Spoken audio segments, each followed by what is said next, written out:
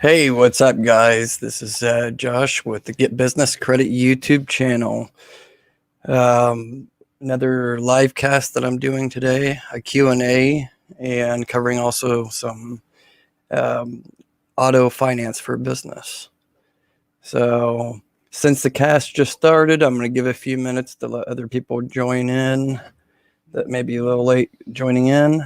So let's just give them a few minutes, but hopefully my screen is coming through okay, because it looks like it's lagging on my end. I don't know if it's a hardware issue or not. But anyways, like I said, just give it a few minutes, let other people join in. If you have any questions, please just put the question in the comment section below or on the side, and I'll answer your questions. Okay. All right, a lot of people joining in now. A lot more people. Just went from like 7 to 14, it looks like now. It's jumping around there. Anyways, like I said, give it a few minutes for other people to join in, but go ahead and start asking the questions. But in today's live cast, I'm going to be covering commercial financing for auto loans for either like a truck or vehicles, fleet. That's what I'm going to be covering today. So let me go ahead and start. Let's see here. Seven Hills, peace. How's it going, Seven Hills? Thanks for tuning in. It's been a little while. So I got this question quite a bit in the last live cast. So I did some research, and that's what I'm going to be covering today is the how to get a auto loan, or say a box truck if you're starting a trucking company or logistics company, how to go about getting financing, no personal guarantee, through the banks to be able to get approved. So let's see here. I'm just kind of waiting for some more people to join in because I don't want to have to repeat myself, but I'll just go ahead and jump in and go ahead with it.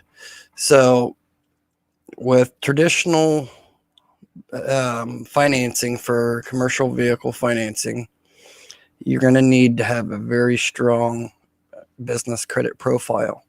So you're going to need 10 to 15 trade lines reporting, the net 30s, tier 1s, tier 2s.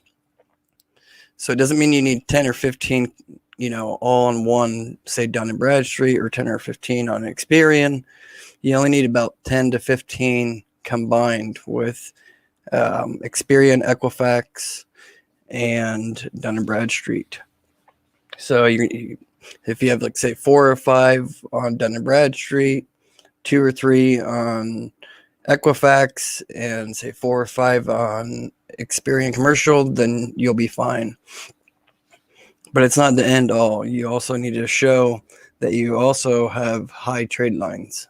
So if all your trade lines are $100 or $200, that's not going to do it. So you need to get at least a $5,000 to $10,000 trade line reporting. That's very important. If you have that, then you're going to be able to get approved for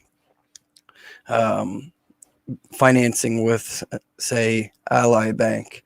They're probably the easiest and best one to go through for, say, getting a brand new or a used vehicle, no personal guarantee in your business name. So that's what I'm going to cover on this video. So I'm going to go over like Bank of America. Bank of America is going to be a little bit harder, but I would say the hardest is going to be PNC. So PNC, they're going to want to see traditionally 2 to 3 years already in business and strong business credit. A lot of people use PNC, but it's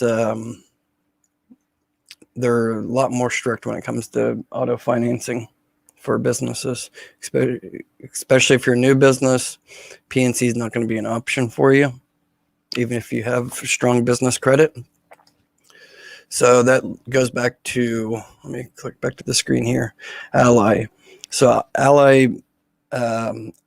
business financing, they will approve you, like I said, as long as you have a strong business credit profile. So you're going to need, like I said, 4 or 5 on each bureau trade lines reporting. So you're going to need 10 to 15 combined trade lines reporting and at least one $5,000 to $10,000 trade line. So if you have that, then you should have no problem. And the first one I would go through is Ally Bank. So you want to go to the dealership. If it's a vehicle that you're going after to get a no PG vehicle business loan, then you want to go to obviously the dealership and tell them that you want to get a no personal guarantee auto finance loan for your business. They're going to require like your EIN letter. They're going to require your LLC. So this won't work if you're a sole proprietor because you can't do a no PG when you're a sole proprietor. You have to be an LLC, a separate entity, So you're going to need to have your incorporation documents. Not all dealerships and banks are going to require the same, but the main things they're going to require is like your business license, your EIN number, IRS letter, and maybe your articles of incorporation. So they're going to run that through all the bureaus, check, and then come back and tell you if they can do an OPG or not. So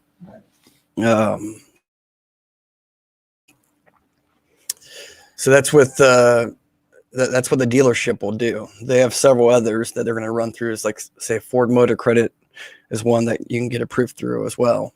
They're a little bit harder than Ally, but Ally, I would say, is probably the easiest because at the end of the day, they're going to be able to repossess it if you don't pay them. So what do you need to qualify for auto finance? So you're going to need to show that you've been already in business, I would say, for at least 3 to 6 months. And that's if you have very good strong business credit profiles, then you may be able to do it. And then you're going to need to show that you can put a down payment down, whatever that may be. You're going to need to show that your business can afford to make the $300 or $500 a month monthly payment, whatever the case may be for the term of the loan. It could be anywhere from 5 years to 7 years. So let me go to the questions here. Tip Top Properties, hello. Any idea when the next live Q&A? Right now. But the next one after that, I'll probably do on Sunday. But Tip Top Properties right now. So ask any questions, even if they're not related to business auto finance, no PG. That's fine. You can still ask any questions. This is a Q&A for any business credit questions that you may have. I'll help you and try to answer those questions. I just want to start off by talking about commercial business auto financing. And some other people said, I got some emails from people saying they want to start, they're starting a logistics company, or they already started a logistics company and they want to, get a box truck for, say, deliveries or whatever. So for that, you're going to need most of the lenders are going to require you to buy more than one box truck because they don't want to just see you have one box truck and what if it breaks down if something happens? Then you're not going to be able to generate income to pay them back, if you're kind of out of business while it's getting repaired or whatever. So they're going to be more willing to give you a loan for, say, 2 box trucks, 2 used box trucks, or 2 new box trucks than they would just one. So let's see here. I can't see the name here, but it's Facebook user. It says, do you have any knowledge of financing for a fix and flip in the U.S. Virgin Islands? For financing, I can research and check and get back to you. I don't want to endorse any particular hard money lender on this live cast, but I think tomorrow we're going to I'm going to have a special guest of a real estate investor. He's a big time YouTuber. A lot of you guys probably seen him if you're into real estate investing, but he'll be on tomorrow. But as far as in the U.S. Virgin Islands, it's U.S. territory, you can still get financing through hard money lenders because it's still a property. It just there's not as many to pick from, but I know there's a few options out there. So I would say shoot me an email. My email is scrolling down below, info@vanhornmarketing.com. Shoot me an email and I will get back to you personally on, I don't want to say recommendations, but some few companies that hard money lenders that may lend to you since you're doing it in the U.S. Virgin Island. Okay, so let's see here. No problem. So back to auto finance. And again, you guys, anybody that's just tuning in, if you're not already a subscriber, please subscribe. It helps our channel grow. Smash the like button because that helps us get out to a wider audience as well if you smash that like button. And like I said, anybody that is tuning in or just now tuning in, please ask any questions. You know, this helps the live cast go and helps, you know, answer your question may answer 20 other people's questions that they may have. So, you know, ask any questions and I'll do my best to, you know, answer those questions for you. So ask away. And in the meantime, while I'm waiting for some questions to come in through the chat, I will get back to the auto financing for business, no PG. So like I said, when you go to the dealership, you want to tell them that you prefer them to run your business through your business credit application through Ally Bank, because that's going to be your best bet as far as if they're going to approve you or not, because, you know, they will, like if you say out of 100 people, new businesses that are just opened up in the last year that went out and got no PG vehicle or commercial like truck loans, out of all of them, that say 100 of them, I would bet that more than 50% went through, that got approved, went through Ally Bank. So you definitely want to, you know, hold that nugget if you're interested in getting a no PG commercial financing auto loan or fleet or you know, trucks or whatever. So yeah, I'll get back to the chat now because I love answering you guys' questions. Do trade lines fall off? I think this happened to me. I'm not sure why. Yes, they can fall off if they're not active, and they've been, every credit bureau is different, but sorry, there's dogs outside barking again. But with all the bureaus, it's different. Each one have a different policy, but they will tend to stick for at least 12 months. After 12 months, they tend to do a kind of like a flush, getting rid of bad data because it's not up to date for their scoring model. So they can't really give a score to, say, lenders, an accurate score to lenders, if it's an old, not used, say, active trade line. But if you say you ordered from uline, say 9 months ago, and you haven't ordered again, you just paid them once, then yeah, it can fall off. That's why I kind of say the trade lines that you really care about, that really report to, say, Dun and Bradstreet and Experian, you want to order a couple times a year. Now the starter ones, the tier 1 starter ones like Crown and some of them, those are just one-time use just to get that initial business credit profile build up. So but yes, they can. But if you could elaborate a little bit to help me answer your question better, what bureau do you think that they fell off of? Was it Experian, Dun and Bradstreet, or Equifax? And how many do you think?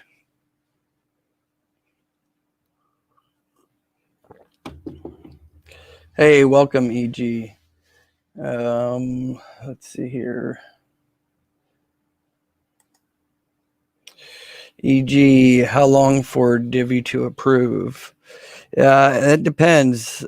Did you go through my strategic partner link? If you went through my strategic partner link, then you're going to hear something back within a day or two.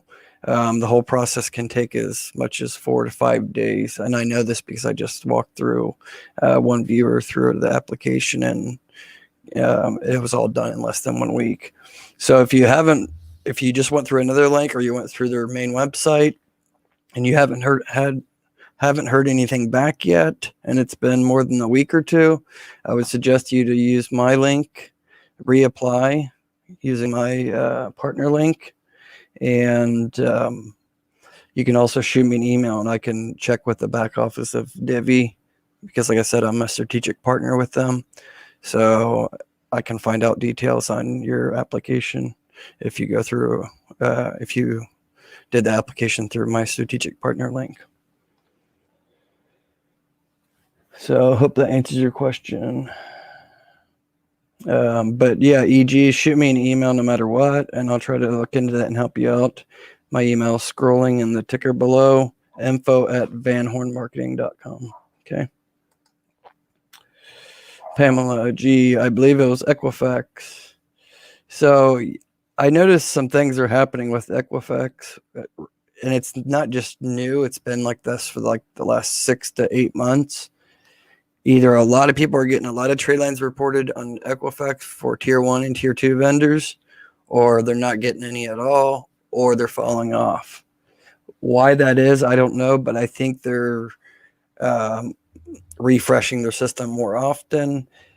With Equifax, they are. I had somebody yesterday that was actually a viewer of ours on Facebook, I believe, and he was telling me there's a lot of changes coming, and he, knows a lot about the inside works of the business credit bureaus, more than just the average Joe, or even that I know, because he's studying the back office of Dun and Bradstreet, Experian, and reads an Equifax, and reads the reports that they put out with the stock exchange and stuff. So you can kind of read into that stuff and see that they're changing things. So I'll keep you guys up to date on the data points that I find out with the new changes coming with Dun & Bradstreet, Equifax, and Experian. But just expect within the next 6 months, it's my hunch that there's going to be big changes with all the business credit bureaus because of COVID. They've had to adjust, and there's a lot of fraud going on out there, and people are fraudulently manipulating the business credit bureaus. So I think they're refreshing more often, but a trade line should not fall off if it's a positive recent trade line.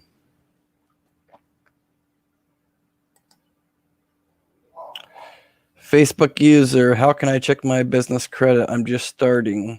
There's a couple different ways that you can check, but let me see if so you can go through nav.com, and if you want, they charge a fee for that. It's like $39.99 a month, and it's called Nav Business Boost. There's a free version, but you have to pay for the version that's going to help your business credit be reported. So if you're brand new to business credit, there's no point in really checking your business credit right now. You need to establish that business credit.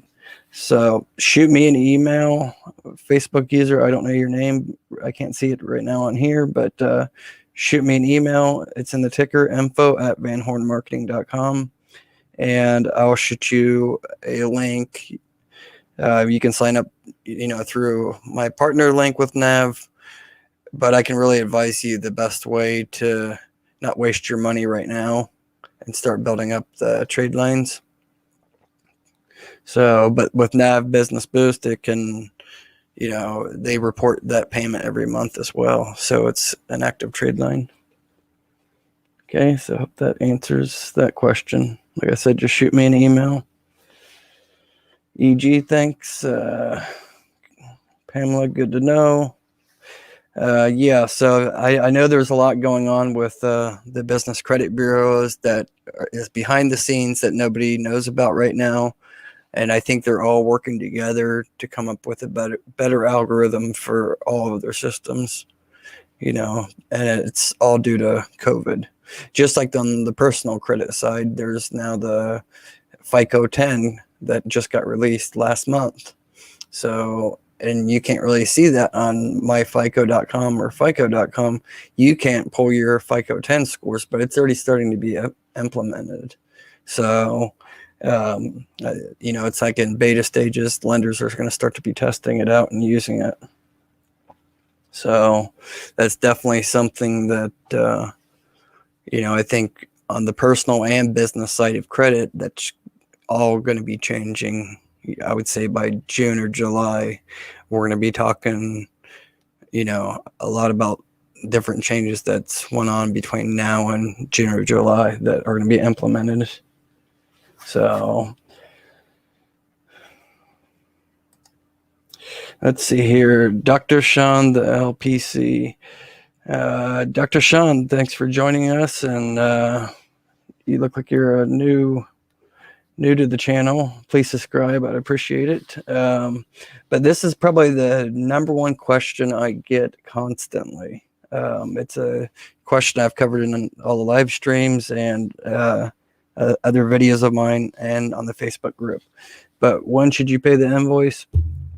Don't pay it right away, because if you pay it right away, then it's going to be either not reported to the business credit bureaus, because it's going to be shown in, say Quill or Uline or the tradeline system, whoever the vendor is, it's going to be shown as like a prepaid account, because you didn't give enough time to really generate that full invoice for it to age a little bit in their system for their reporting. So when you say you hear 12 to 15 days, yeah, that's right. I always pay mine about 7 days, no later than 5 days before the invoice date is due. So you heard right about that. 12 to 15 days would be good. I would say no later than 5 days before the invoice is due.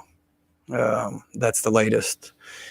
I tend to do mine about 7 days before it's due, because there's a reason for that. When you pay it early, it's actually showing and being reported to, say, Dun and Bradstreet, and one of their risk score models is how early do you pay. You pay prompt, you pay on time, or you pay early. So when that shows being paid early, your score is going to be going up higher. So you're going to gain a couple of points each time you pay early with each trade line that's being reported. So definitely pay early. So, but if you hear people say pay right away, no, don't do that, because then you could generate a lost trade line reporting. Not all trade lines vendors have the exact same policies on how they report. So, good rule of thumb, 15 to 20 days, after the invoice was generated, that's when you want to pay it.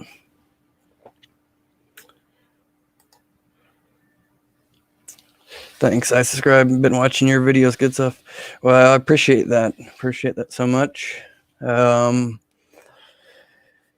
our channel grow for sure. And I love doing this. Love teaching.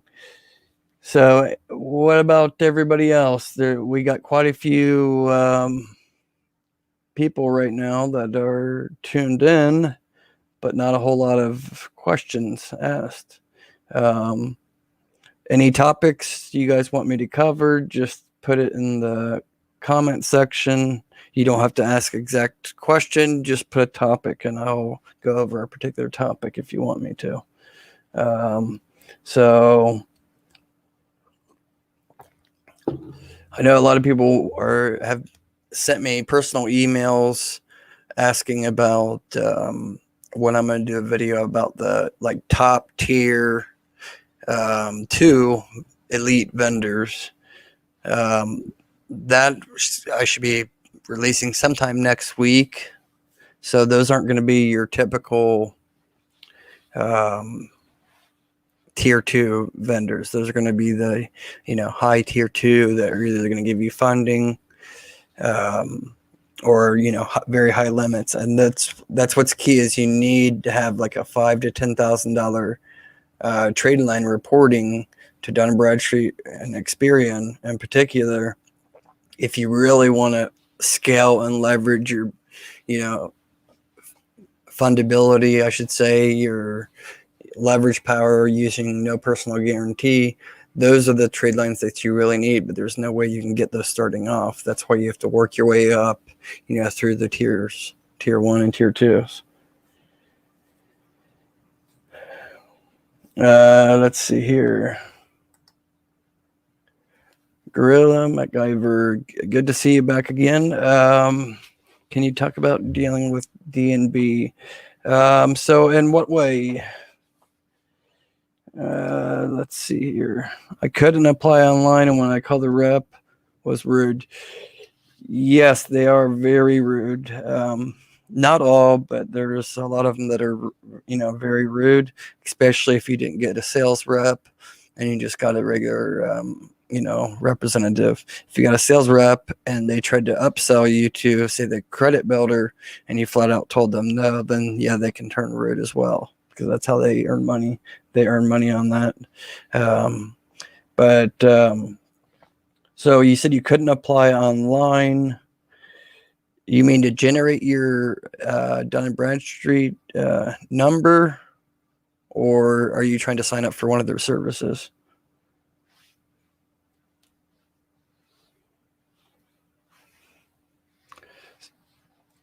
So if you're just trying to like generate a Dun and Bradstreet number, and you're a new business or whatever, and you weren't successful on, I don't know if you mean to get to get your initial number. So when did you file your LLC or your INC or C Corp or nonprofit? When was that? And have you tried to use the backdoor Dun's government link through Dun and Bradstreet? There's a backdoor that you can use. It's hard to explain, but it's a link to bypass the main Dun and Bradstreet site to generate your DUNS number. So it's for anybody that's starting a business or already started a business that intends on possibly bidding on government contracts. So it can be processed a lot quicker if you go through that way. And there's no way to say that you're not going to deal with the business, because there's no way for anybody to know that, so there's nothing wrong with doing that. So, Gorilla MacGyver, shoot me an email if you went through the regular website, then, and weren't successful, then shoot me an email, info@vanhornmarketing.com. It's scrolling below as well. Shoot me an email and I'll get you that link that's through the government Dun and Bradstreet that you can apply, and you can get your Dun and Bradstreet. That should work. They may want to see that you have your LLC or whatever was filed on January 15th. So yeah, it's fairly new, but you could still get it going, no problem. And if it's not successful on, the website, on Dun and Bradstreet's website, then you need to at least try to go through that government partnered Dun and Bradstreet link. It doesn't cost anything. It's like the same application to generate the DUNS number, the DUNS profile. It's just going through a different system on the back door. So shoot me an email. Let's see here. Okay. Yep. just shoot me an email. Glad to help. I just don't have that link handy, so I can't put it on the chat here. I have it in a spreadsheet somewhere. It's also out there on Google, but if you shoot me an email, I'll send it to you right away. Okay, let's see. Get to EG's question here. Would a 10,000 Divvy account help towards getting any Ally vehicle loan or a secured business card from Wells Fargo? So yes, if you already have the Divvy account, which I don't know if you do or not, it sounds like you probably don't since you asked how long it takes for them to approve. But yes, so Divvy actually reports, it's kind of up in the air if they actually report to Dun and Bradstreet. There's been talk that they do, and it's a sticky subject even when you talk to Divvy directly about business credit reporting. But they do report to the Small Business Financial Exchange because it's underwritten through Wex Bank. That's who Divvy is underwritten by. And once the data is sent into Small Business Financial Exchange, that is out there for the business credit bureaus to pull and aggregate and put it into their credit profiles. So yes, that can help, and that can be the one trade line that you need to show that has the $5,000 to $10,000 trade line that you need to be able to get approved for an Ally like business no PG vehicle loan. You said, or a secured business credit card from Wells Fargo. So I got a video. That's another one that I got down right here on my list that I'm going over next week is the Wells Fargo secured business card. But yes, anything that you do, of course, do your own research, but don't just start buying everything and going about building credit or business credit the wrong way. That's why I'm teaching this. But anything that you do that's positive, that can show that your business has funds and stuff, is going to help your business grow and get funding. So like say you said the secured business credit card, aside from it being reported to the Small Business Financial Exchange or the business credit bureaus, you're building up that relationship as well with Wells Fargo, and you can show that relationship to other banks that you may in the future want to do business with or get a business loan through. So when you get into like the tier 3, the major funding, for your business, $200,000, $500,000, the lender, in particular the bank, is going to want to see the paper trail. They're not just going to pull your business credit reports and then just throw money at you. They're going to want to see your bank statements and profit and loss sheets and your statements. So that's why it's good to keep track of all this in Google Docs or Excel sheet. Keep track of everything, because when you keep track of everything, even you just started your business today, just keep track, make notes of every single thing that you did in spreadsheet or something. And, 6 months can go pretty quick. It can come in no time, especially if you're staying busy, focusing on building your business credit and, focus on actually building your business to generate income. 6 months is going to fly by really quick. And then that's going to put you to the next level you need to really expand your business, to get more funding, to keep expanding your operations, to get your business to keep generating higher and higher profit. So hope that answers your question on that.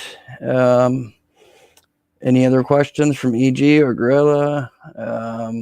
Tip Top Properties, anybody else that's joining in? Any questions? Dr. Sean, the LPC, I have 2 businesses. Do they each need their own address? It depends what your plan is for building business credit up for each one of them. As long as their business address and you keep them separate and their separate identity, that's fine to have the same address. But if you're trying to get funding from one particular, like say Home Depot, get a card with Home Depot or Lowe's, and they approved you for one, and then a month later you did the same thing but under the other business, that's going to show a red flag, and you may have to show documentation that it's the same address but separate businesses. So, in a perfect world, you want two separate addresses, but it's not required, and it's not end all. You know, like I said, I have 4 businesses, and 2 of the businesses have the same exact address and have had the same address for the last 10 years. And I haven't had any problems. I've had a few hiccups, of trade lines saying, but we already have an account for a particular business. Is this your business? And yes, but it's a separate business. So you just have to explain that to them if that arises. So, but like I said, it just depends. But for the most part, you should be, fine.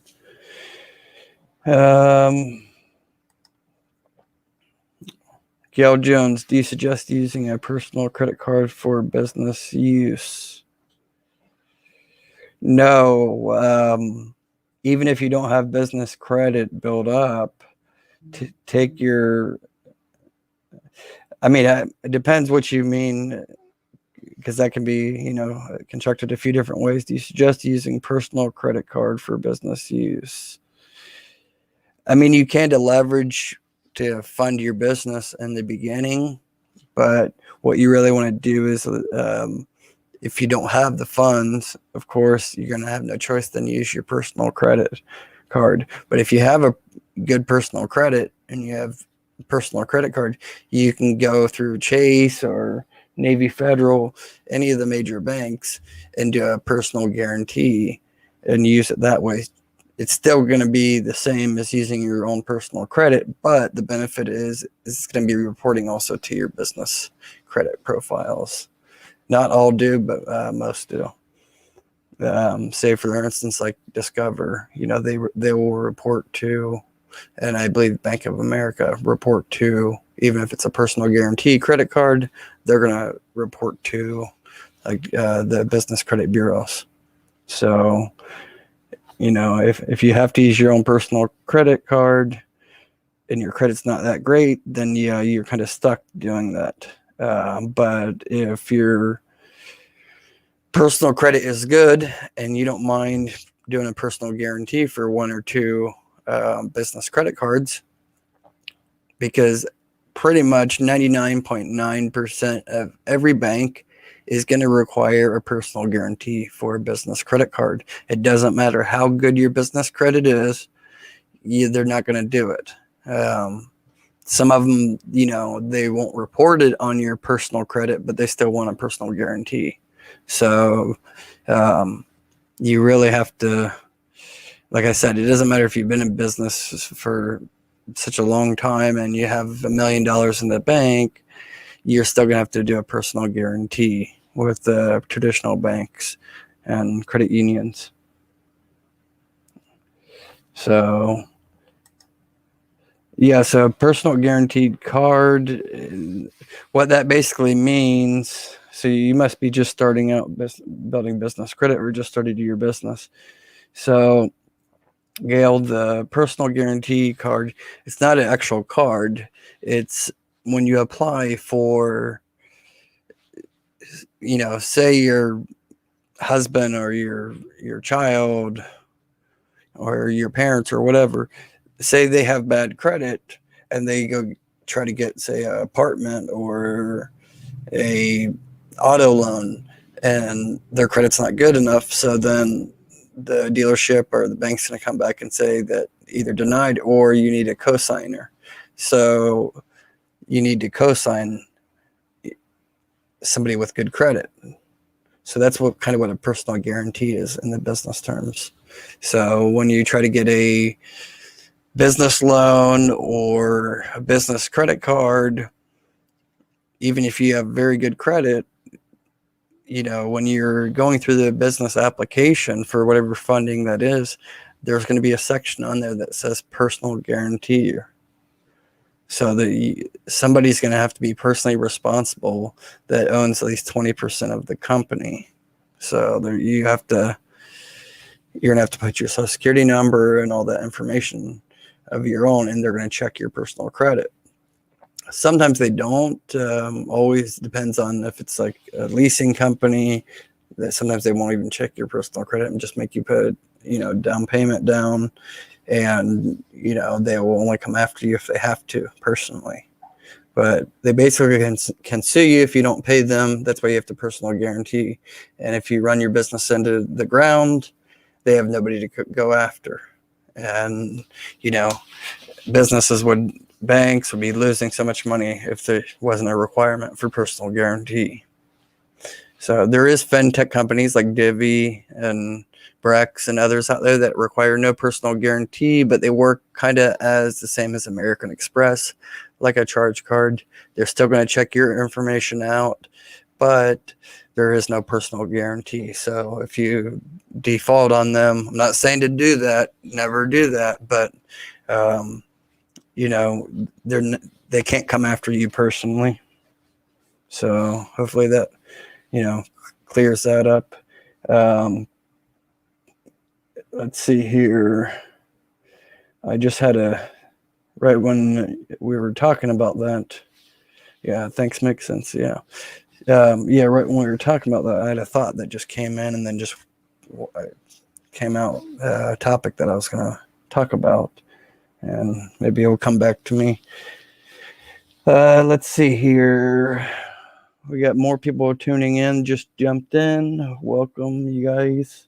You guys have any questions? Just shoot those questions to me and I will answer those. But yeah, been there. Yeah, so like, you really want to make sure you get your personal credit. I can't stress it enough on all my live casts. You need to make sure your personal credit is in order. So if you're just now starting a new business or just started building your business credit, work on fixing or building your personal credit as well. It's so vital because you don't want to be dealing with these companies of tier 1 and even some of the tier 2s that really may give you terms, but they're crap terms. And you want to be able to buy from wherever you want to buy from, so you really want to build up your personal credit. That's super important. I'm putting a new channel out there about that here soon. Let me get to the questions here.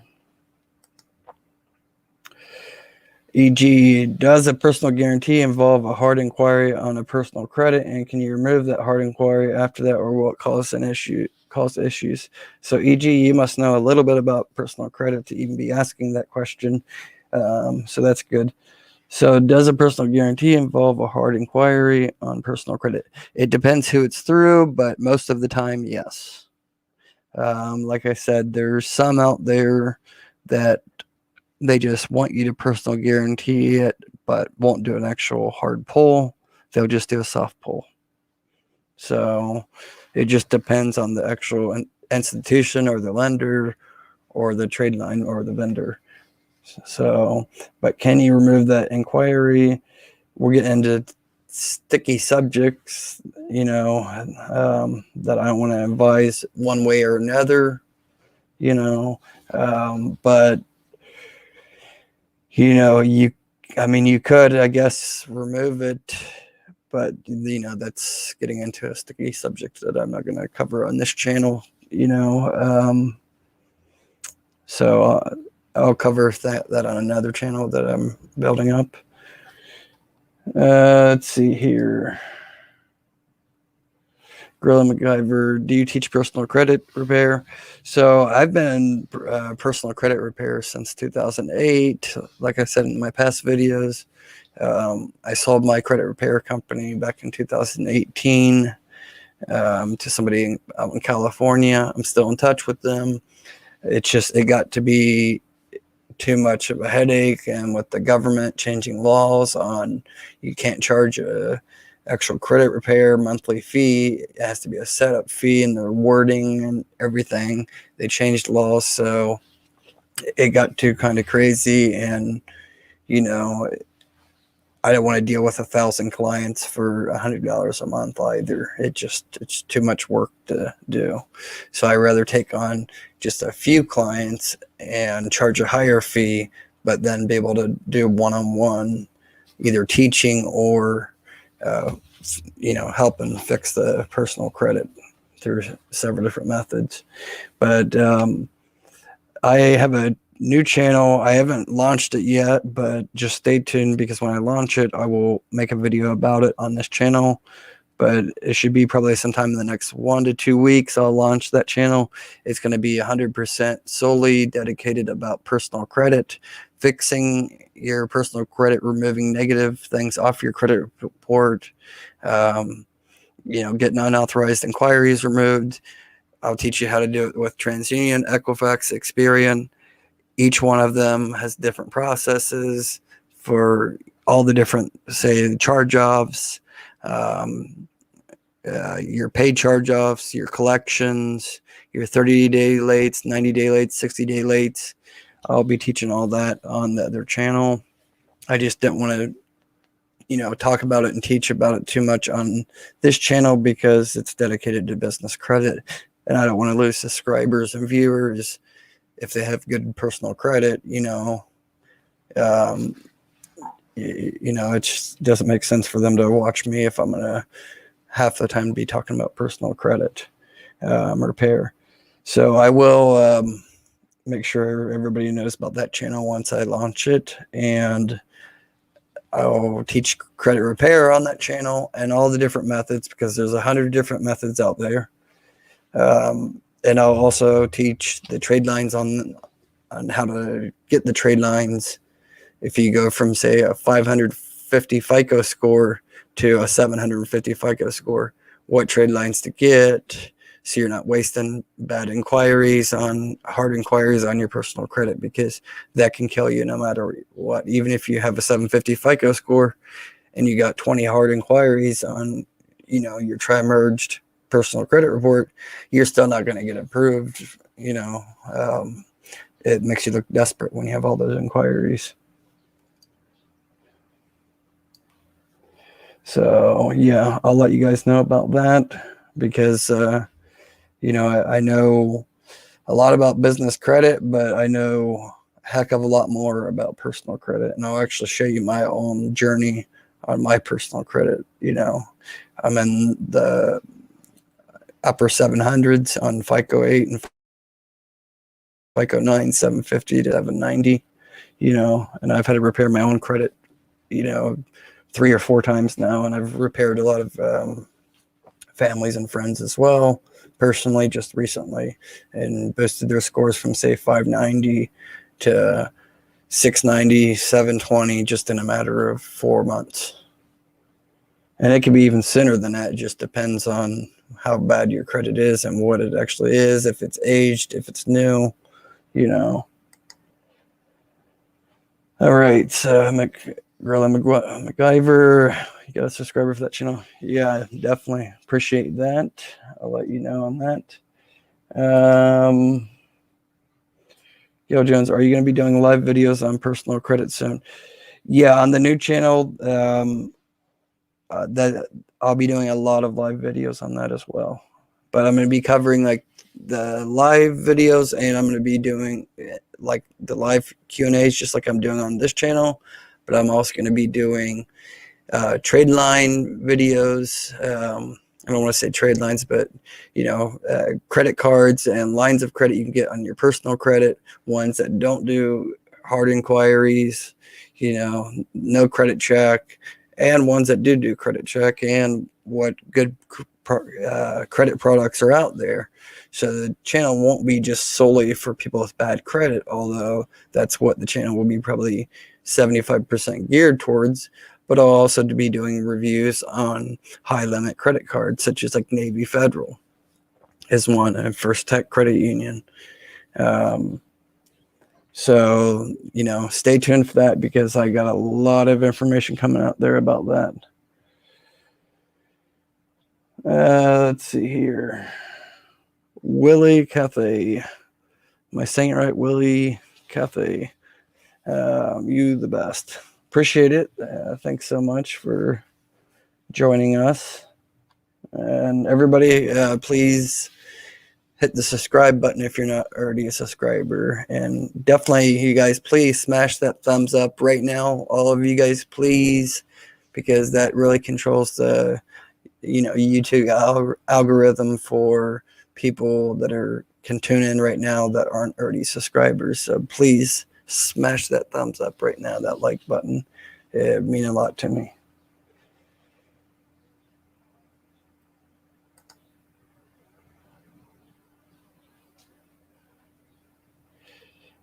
James Franco, thanks for joining in again. Appreciate that. Experian Business up to 91 score. Great, man. That's awesome. I mean, it's hard to top that.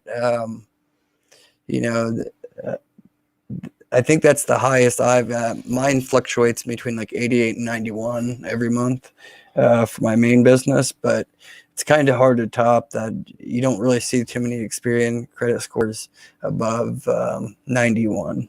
That seems to be like a kind of top one. It goes up to 100, but 91 seems to be the like most common top score with Experian Business. James Franco, if you don't mind sharing any information with others or me about how long you've been building your business credit and how many trade lines you have reporting to Experian that generated that 91 score.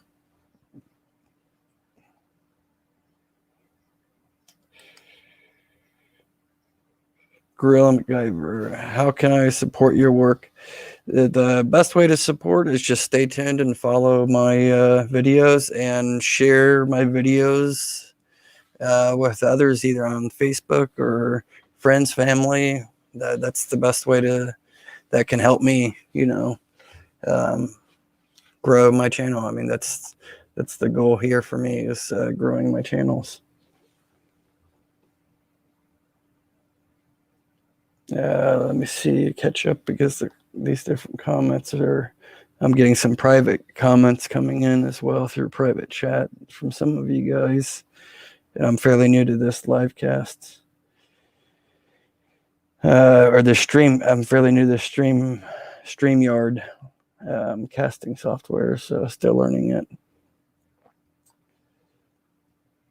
Let's see here. Willie, I'm already following, and you're following your teaching. All right, appreciate that, Willie. Appreciate that so much.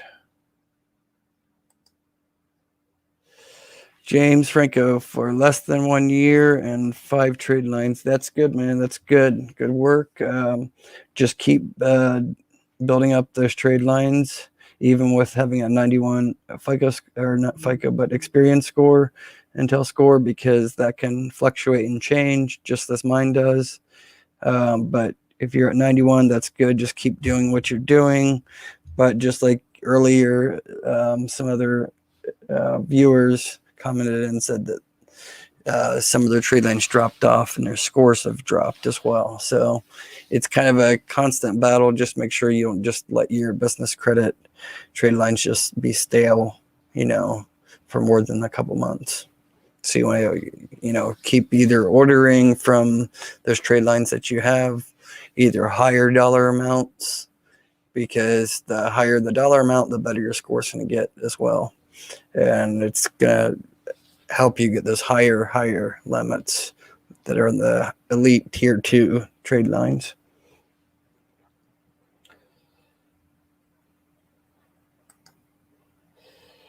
Gorilla MacGyver super chats. Yep. Yeah, I will do the super chats. I'll do that too, but not right now. Maybe next week or something. I didn't even really know what the super chats were, where people can, donate or whatever. But yeah, I'll be doing that soon. The channel actually just got monetized. YouTube requires you to have 1,000 subscribers in the last 12 months and 4,000 watch time hours. in the last 12 months. I started this channel technically at December 6th, so it's just over 8 weeks old, and I was able to get well over 5,000 watch time hours just in, I would say most of that's just in the last 3 to 4 weeks, and we're almost at 1,800 subscribers right now and growing every day, like 40 to 50 new subscribers. So everything is growing very fast for this channel.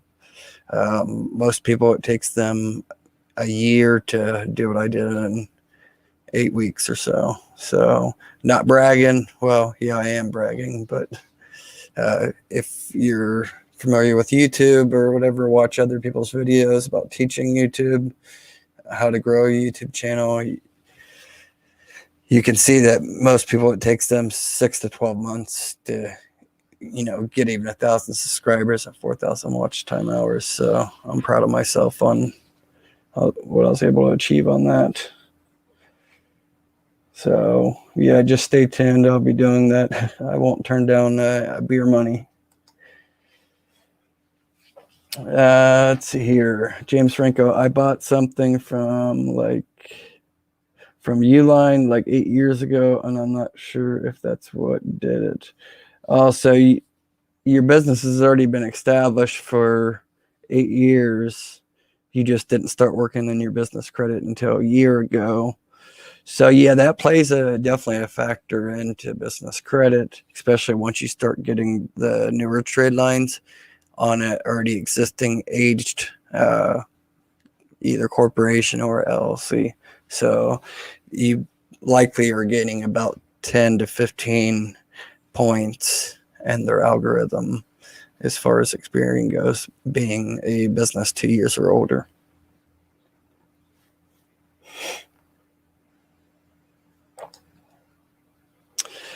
Kev's credit. I have seen comments of people saying Quill will stop reporting to Dun and Bradstreet. I'm getting tired of people saying that and giving bad information out. I just talked to Quill on the phone last week, or was it even? I think it was Monday, and their credit department does not know anything about that rumor. They get a lot of calls about that, but they don't. They're a huge corporation, so of course even the credit department doesn't know everything that the CEO of the company is doing, or plans to do. But what's going on out there right now is a lot of people are putting out information saying Quill no longer reports to Dun and Bradstreet or doesn't report to any business bureaus. That's untrue. They keep reporting to mine. I actually just got more coffee delivered today. That's what I order like every 2 weeks, the K-Cups. And I spend about $150 a month on that, and ink and printing paper. And I haven't seen them not be reporting. The last time they reported, I think, was in December for mine. And it hasn't been enough time for them to even report for my order in January. So what could be happening is not that they're not reporting. It's these, some of them have changed their policies on how fast they report. So some of them will only report quarterly now. So they could report, say, January 1st and then April 1st, so on and so on, 4 times a year. So it doesn't mean that you have to wait 3 months for the reporting to happen with some of these vendors. It just means you have to have ordered in that quarter period of time and have paid your invoice within that period of time. So if you paid your invoice, on, say, February 25th, and they do their quarterly reporting on March 1st, to see that reporting show up. You don't have to wait 3 months. But all this exact information, nobody's going to share. The vendors aren't going to, especially the big ones like Uline and Quill, they're not going to share exactly how they report and how often. Some of them report every single week. I know a company like Uline, they do report like every single week, just because their amount of customers they have is such a huge database and they can't just report that all, upload it all into the servers and upload that to Dun and Bradstreet or Experian, all in one day.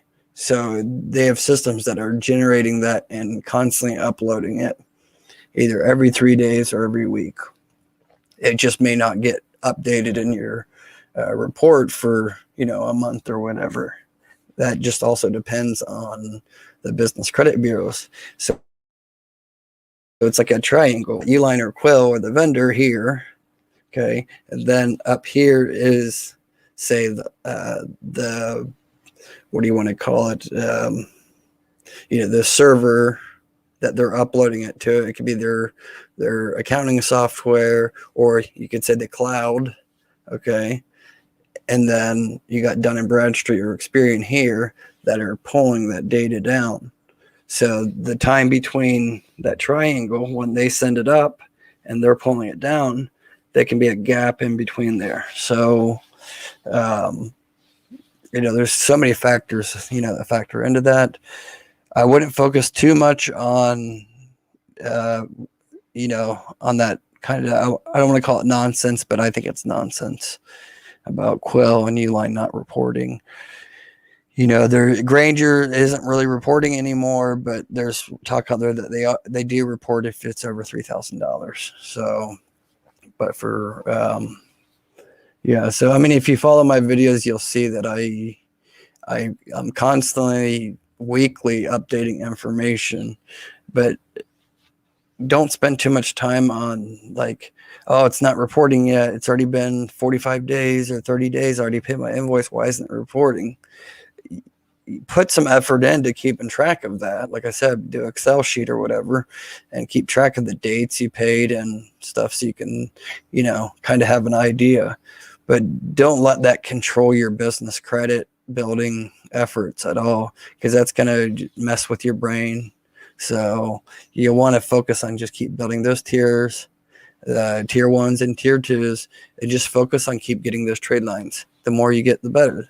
It's a numbers game, So if you can afford it, just keep going after those trade lines. If one doesn't report for 3 months, then it'll report at some point. What I suggest not to do is don't go after ones that say they just go to the business bureaus and they don't list who they report to, and they won't tell you who they report, just say that they do, because there's a lot of new companies out there that are claiming to,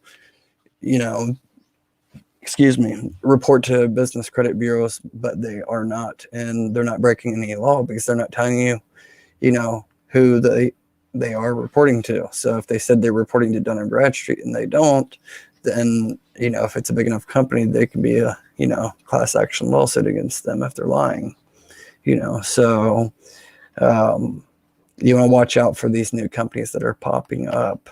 The ones that I cover, they do take advantage of, people that are just starting off building business credit by charging like an annual fee or membership fee. But they do report. The ones that don't report, I don't cover. So they have to, for me to put out a video about a company or mention them at all, they have to either report to a Small Business Financial Exchange, Dun and Bradstreet, Equifax Business, and Experian Creditsafe as well. But I mainly try to focus on vendors that report to Equifax, Experian, and Dun and Bradstreet. That's the main ones. Let's see here. So, Kev, I hope that answers your question. Willie, 6 months doing business credit. I got an Exxon business credit card, Wex credit cards, Navy Federal, Wells, and 6 net 30 accounts. Wow, that's a lot. That's an aggressive way to build up your business credit and get things in order for your business. But that's really good. Hopefully, those are all reporting or starting to report. And don't stop there. You need to get more, because the ideal amount of trade lines that you want to get, it could be a net 7, net 14, net 10, net 30, or a net 55, net 60. or revolving, whatever it is, the business trade lines, ideally you want to have about 14 to 15 of them reporting. I know that sounds like a lot, but if you get that many reporting, you can pretty much get approved for anything you want for your business, as long as your business can show, the growth as far as like you have income coming in through your business. A lot of options. The more trade lines you get reporting, the more options that are open up for you. Let me see here. I'm just jotting some notes down here on other things that could help you guys build up your business credit that are coming into my head that I don't want to lose track of. So, Willie, good job on that. Tanisha Downing, I've seen your other videos also. Awesome information. Thank you. Thank you, Tanisha. I appreciate that. Trying to help for sure.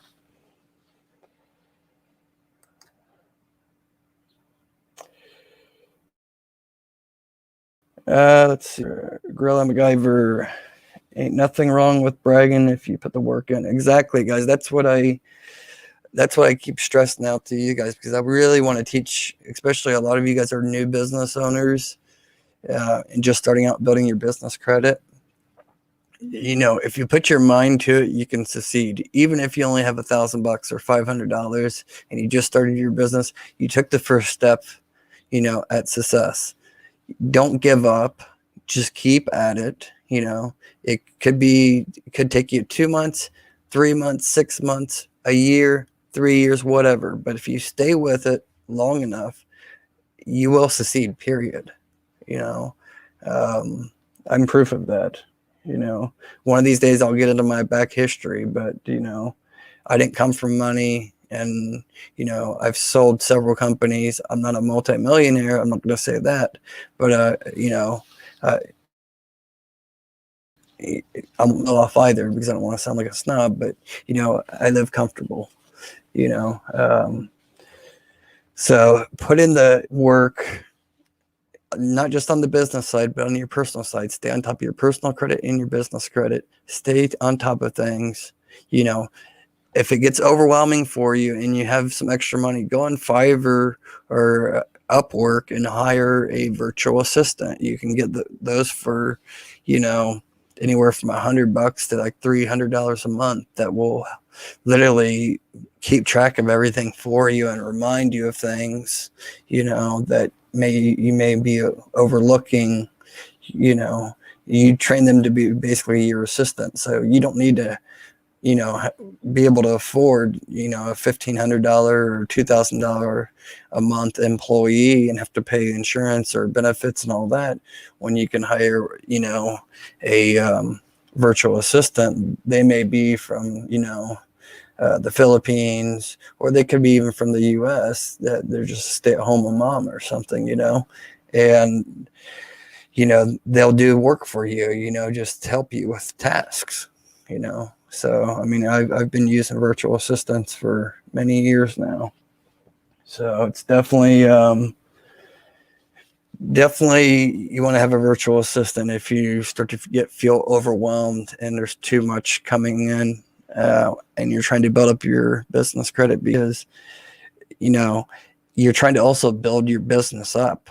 So how can you run your business if you're spending all of your time and energy on building up your business credit and not focusing on actually building your business to succeed? So building business credit doesn't need to overwhelm or take up all of your time. And if you really want to focus on your business credit and put all that time into it, you need to hire somebody else to help you, or manage your time better,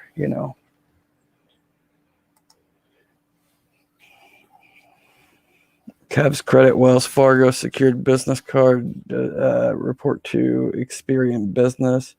I'm doing a video next week about that, and there's mixed information, because I've actually called Wells Fargo 3 times now over the last 2 weeks and got mixed information. That one rep told me they only report to Dun and Bradstreet, and another rep said they report to Experian, and then another rep higher up said they didn't know. So I'm going to get some more data points on that, and I will include that in the video next week. So stay tuned. Make sure that you're a subscriber and hit that bell notification so you'll be alerted. But next week, I'm definitely doing a video on the Wells Fargo secured business credit card.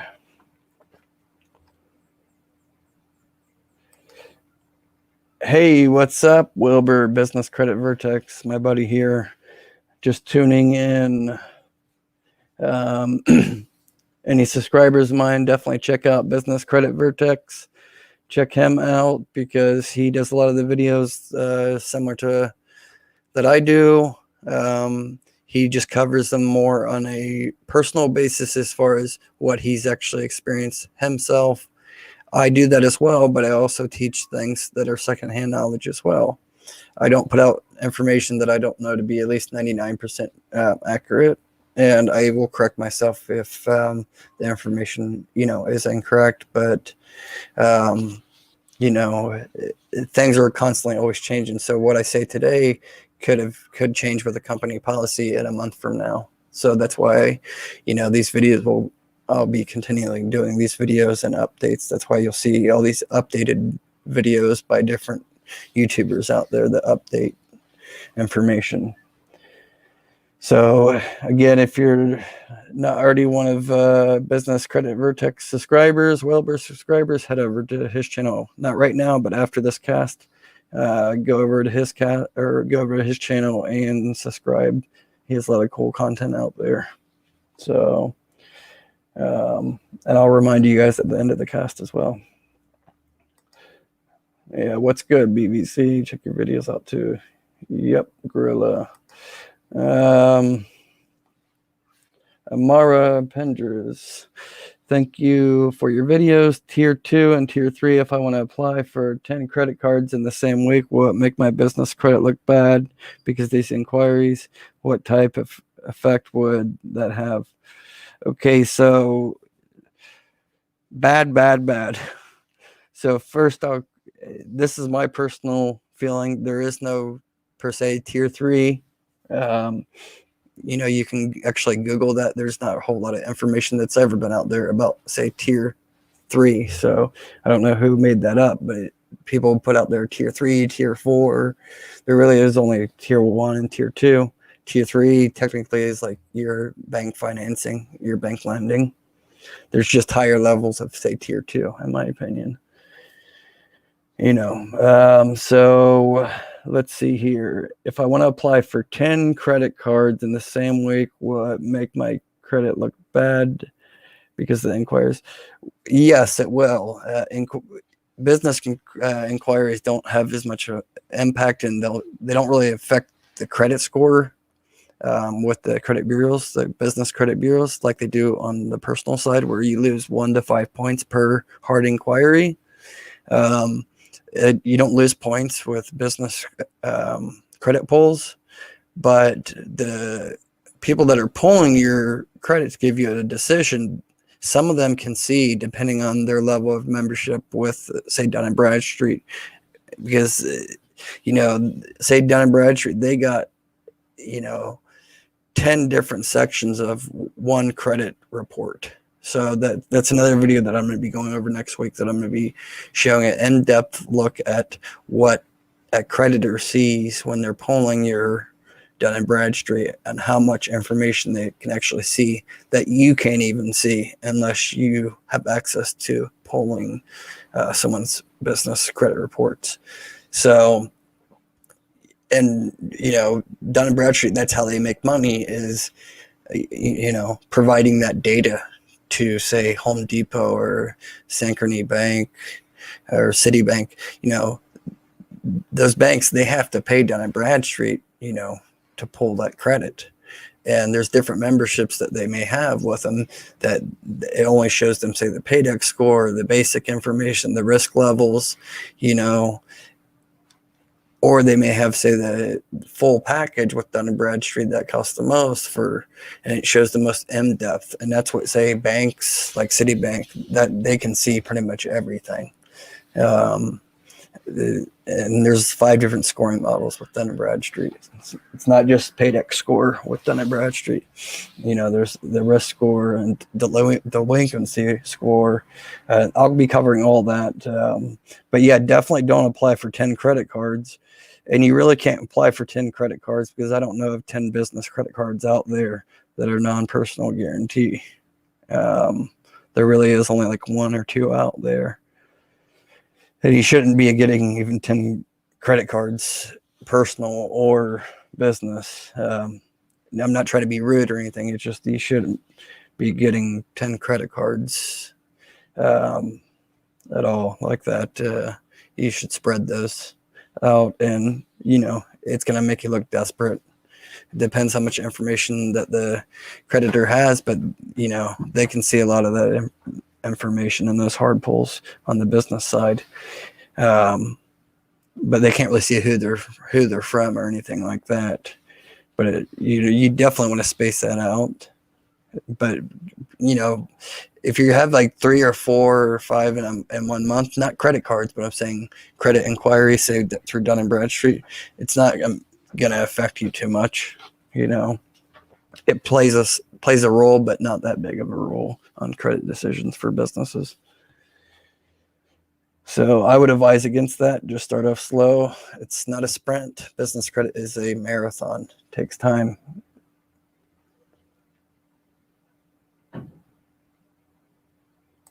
Let's see here.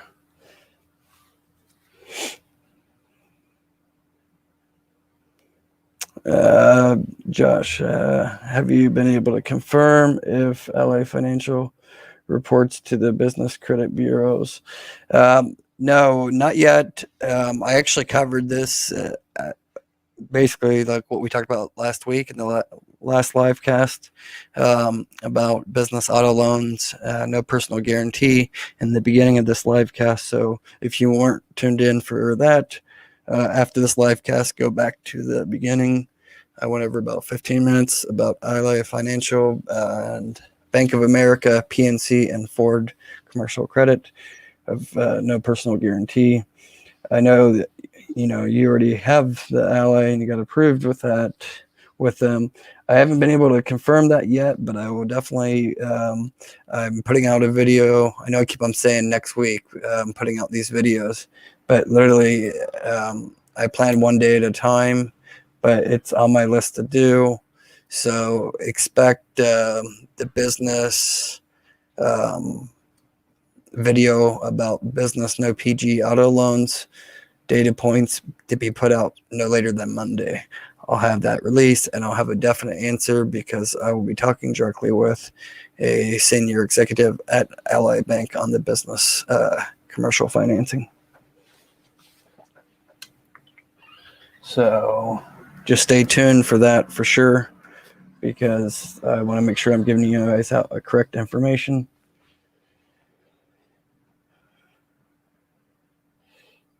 Business credit vertex, good vibes. Yep, good vibes. Yeah.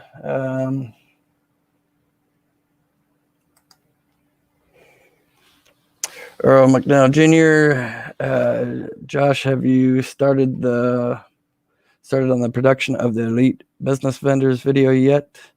Thanks in advance. Yeah, actually, you must have just tuned in because like 10 or 15 minutes ago, I was talking about that. But yeah, I've already started putting the production of it together. I just have to record it, and I'm waiting to include 2 more vendors in there. But it's going to be around 7 to 10. I would say the top tier 2 elite vendors. I won't say tier 3, but yeah, it's going to be I would say the highest level of tier 2, and it's going to be about 7 to 10 of those. So yeah, stay tuned to that. I think next week is going to be, everyone's going to love me next week, even though you may already love me right now, but you're going to love me next week, because next week I got bombshells coming out. All the videos that I've been working on and putting the production and the data together on. That's kind of why I've been doing these live casts more frequently, because I want to keep you guys up to date on things.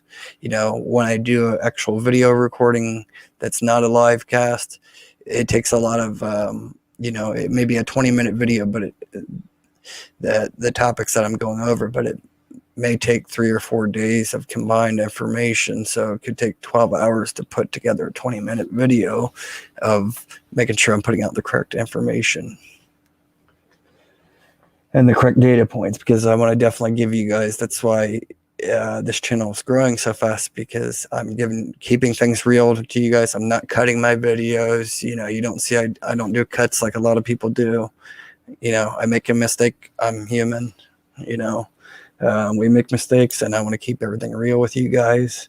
And I'll make sure that I always put out correct information.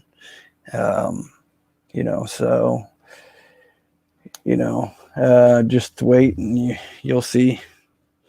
Let's see here.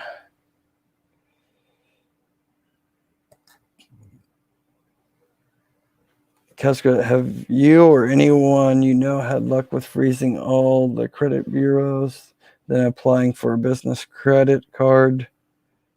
I've seen in forums stating they did this and got approved for Amazon Business, American Express.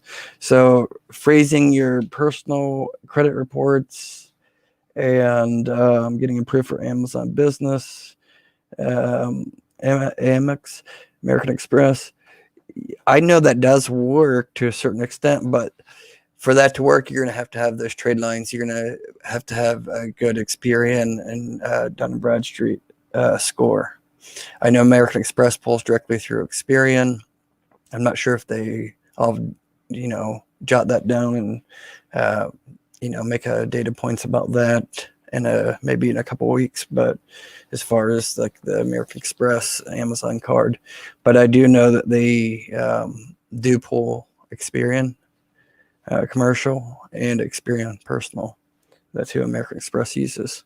So even though it's through Amazon and it's going through Experian, but if you have all your bureaus locked, one of two things are going to happen. They're going to either decline you or tell you to unlock one of them. Say Experian, they'll likely ask you to unlock Experian, or they may. Sorry, my dog here. But they may approve you if you have a lot of good trade lines reporting with Experian. But I've seen a little bit of information out there, and I know somebody that's done that 100%, but I haven't personally, had experience with that. So I can't say 100% sure, but I know exactly what you're talking about. There is a lot of people saying they've done that and were successful. So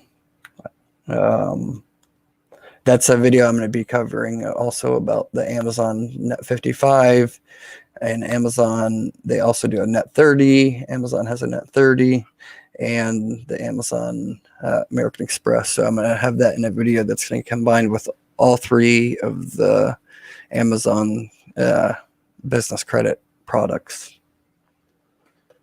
So stay tuned to that. I don't have an exact date when I'll be releasing that, but it's going to be in the next 2 weeks because, like I said, you guys have no idea. Next week, you're going to get probably annoyed by me because I'll be dropping probably 2 to 3 videos every single day or every other day, and you're going to get notified if you have the notification bell on. So make sure you have that notification bell turned on already, even if you're already a subscriber, because you want to be notified when I release those videos. And those videos are going to be covering pretty much everything you would possibly need to know, data points from the top limit funding and updates on tier 1 and the tier 2 and funding options. I'll have actual some guests on as well. A real estate investor guru. he will be on. We're trying to shoot for tomorrow evening to be doing that live cast or live stream, and also some lenders as well and underwriters for capital. So just stay tuned. There's so many different video topics that I'm going to be covering and going to be releasing next week. So, all right, let me get back to the chat questions.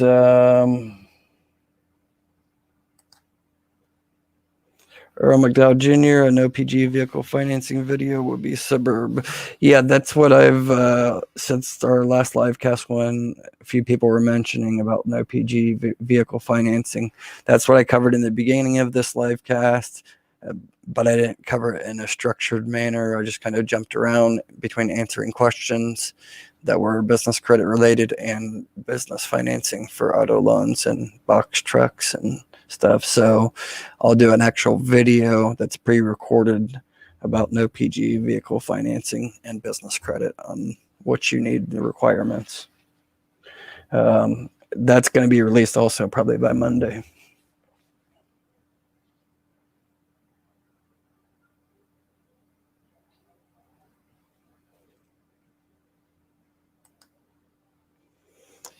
Yeah, so like Wilbur said, business credit, Vertex, Caps credit, if you do that, then the institutions can't access your credit. They'll deny you. So that's true to a certain degree, but for the most part, that's correct. I mean, they're going to deny you if they can't access it.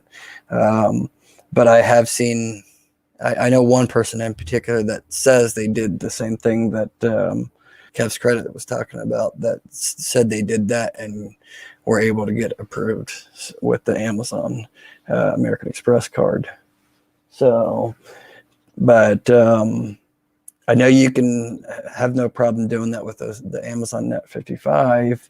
You're not going to have any problems with that because that's, you can do no PG on that. But the American Express, we'll cover that once I have the data to know 100% sure on that. E.g., how about Toyota? Do you know the requirements for no PG vehicle loan? So that's going to be covered in that video that I said I'll have released by Monday. There's so many lenders that I have Excel sheet that I put together, and I already put together the data points. It takes me to gather all the data and combine it. So it's hard for me to cover each individual one on a live cast. So just stay tuned for that video that should be released by Monday. And that's the no PG business auto commercial financing loans. So I'll be covering about 5 to 7 different lenders. Toyota's one of them, and Ford is another one, GMC, PNC, Ally, and Bank of America, and 1 or 2 others that I'll have data points on all those. So just stay tuned on that.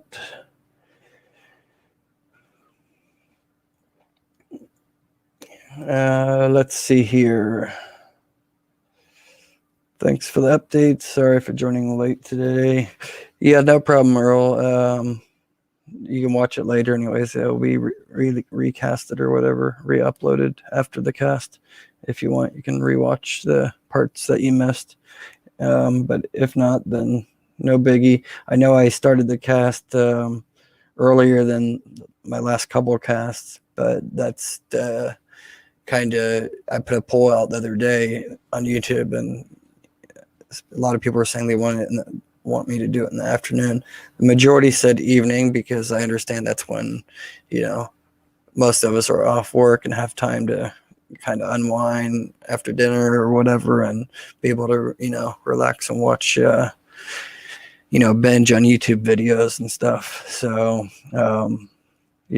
most of my live casts probably going forward are going to be, in the evening or in the, late afternoon. I'm going to probably do one in the morning as well, because I think 70% of you guys said you prefer them in the evening. And like 20% of people said afternoon, and 10% of the people said and morning. So I'm going to try to do one also probably in the morning in the next week or so to try to accommodate everybody. So, Grill and Guyver, I got to grab some grub. Peace to all in the chat. Keep grinding. All right, Gorilla, have a good evening. Have a good dinner. That's exactly what I was talking about. That, you know, during this time, you know, I have to time these live casts. You know, people are wanting to eat dinner. You know, they probably want to relax and not listen to me. You know, they want to eat their dinner first. So I'm going to try to shoot for some evening live casts, like 7 or 8 p.m. Eastern Standard Time, you know, going forward. Okay, let's see here. We got so many people asking questions. Sorry, guys, I'm trying to keep track of them. I'm wanting to answer one at a time. So stay tuned if you don't leave if I haven't answered your question yet. Caps Credit, thank you for answering questions. At Business Credit Vertex, that's what I thought too. They would be canceled, but I've seen some approvals. I just subscribed to your channel too. Yeah, Kev's Credit.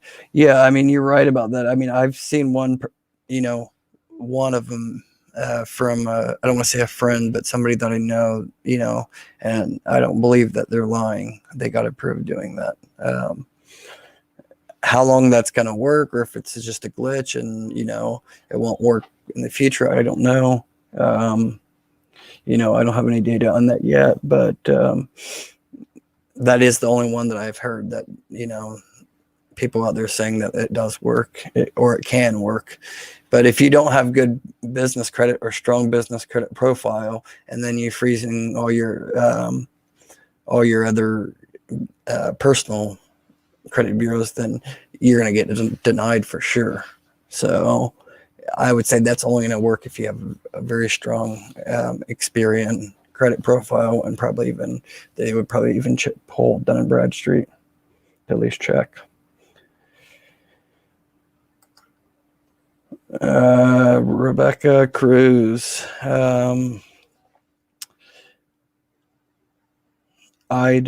Maybe you're saying is Amazon Net 30 a tier 1 account? No, it's not. That's really considered a tier 2 account, and like I said, I'll get into that. I don't want to go over too much details on that because it gets confusing, because Amazon has also these pricing that to qualify for the Net 30, you also need to have their membership, their advanced business membership, and it's not cheap. They make you pay it by the year, their Prime business membership. So that's the only way you can even qualify for that Net 30 account for businesses, if you prepay 1 year of Amazon Business Plus. I think it's called Amazon Business Plus Prime account, and I think it's not cheap.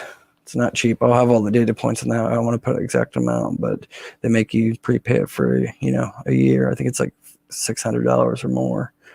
That's one way you can qualify for the Net 30 Amazon account. But it's considered tier 2.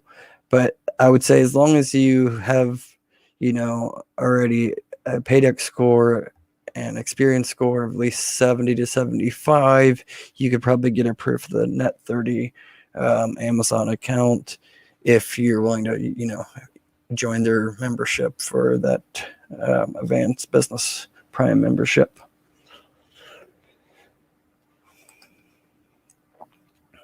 Tip Top Properties, you're back. I have a virtual office in a different state. Can I put a home address with a Net 30 or Net 60 vendor so I can receive the product?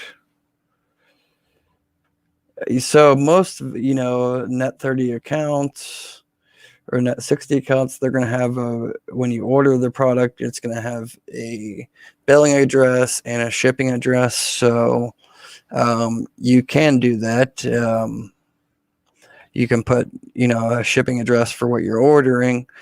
But if you didn't already get approved for terms with that vendor and you don't have already established business credit, that can pull a red flag, because or that should raise a red flag, because they're not going to want to ship the merchandise to somebody that doesn't have business credit built up, and it's a brand new, net 30 account. They're not going to take that risk and, ship it to a different address, even if it's out of state, or even if it's, not out of state, but you could still, cause a red flag, and they won't, they'll make you prepay the order if you don't already have terms set up with them. But if you already have terms set up with them and you've already ordered from them, or already have business credit established, then yeah, that's no problem. You can, do it that way as well. You just put a shipping address, so as long as you already have business credit built up, and you opened up, say, a fourth trade line or whatever, and they gave you terms, and you put your billing address down as your, that's your business address, that's with your, your government records, the IRS or the Secretary of State has on record, but then you wanted to ship it to out of state or another address, that should be no problem. Just when you order, make sure you put down that shipping address, and you could just put it down as it's your second location. Just don't give that address out to, the Secretary of State or the business credit bureaus, because you want to kind of keep that home address private. Willie Cafe, I left off BP MasterCard. I got that one too. Nice. Yep. So you got the BP Solutions MasterCard or the BP Solutions branded card, but either or is fine. They're underwritten through FleetCor. So they're good reporters. They report pretty much religiously to Experian and Dun and Bradstreet, but they definitely do all their credit polling and stuff through Experian.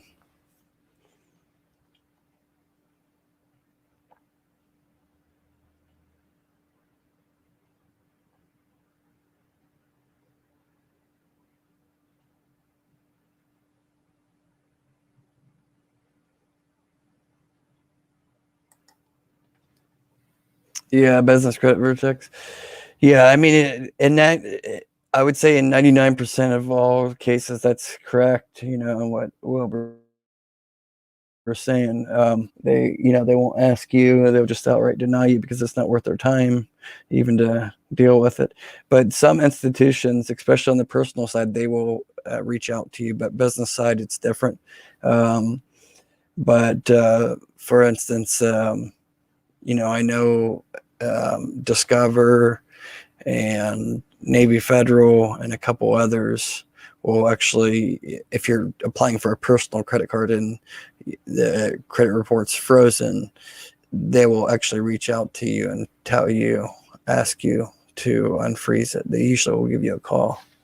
And because that's happened to me several times, that have my credit reports frozen and they asked me to unfreeze it. The credit department will call me and tell me to unfreeze it, and I'll do it right then and there. And then they check it right when we're on the line, and then they'll give me my approval.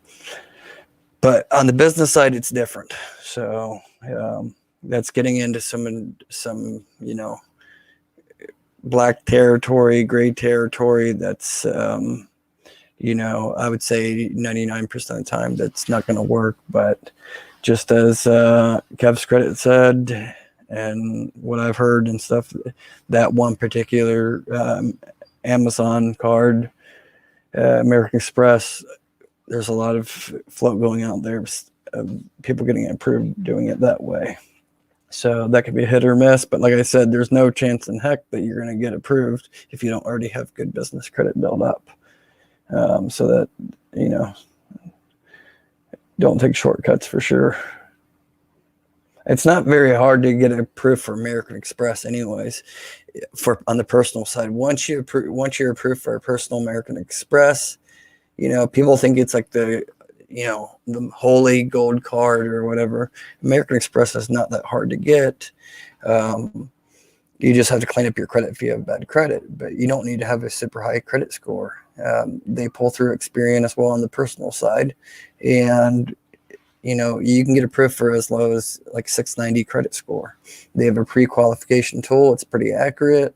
You can check that out, but once you're in the door with American Express on the personal side, then you can get the business American Express cards, and they, also, help your business, definitely with expenses and stuff. They open a lot of doors for you.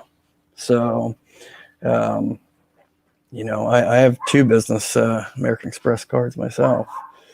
They definitely help float expenses.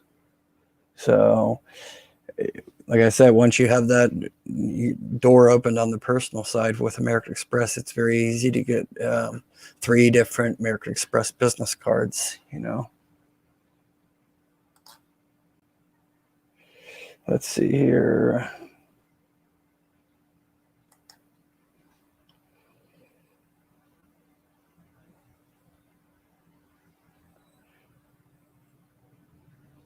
Could Healthy possibly make a top tier?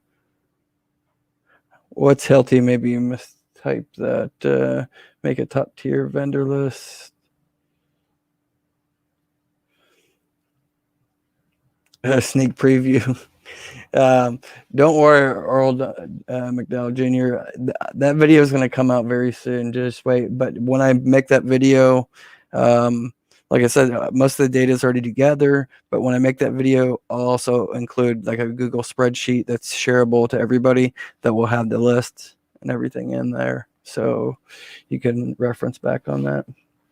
But I can't give any sneak peeks yet. You just got to wait and see. But that's going to come soon. Just watch. Just stay tuned. Promise you'll be happy with what you see.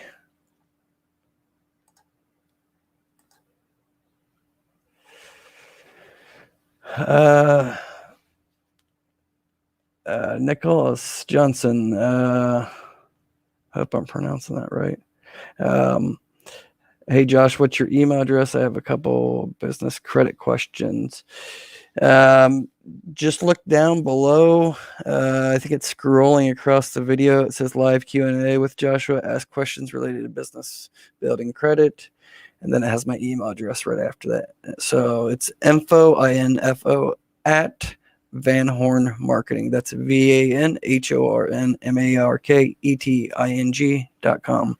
So info at vanhornmarketing.com.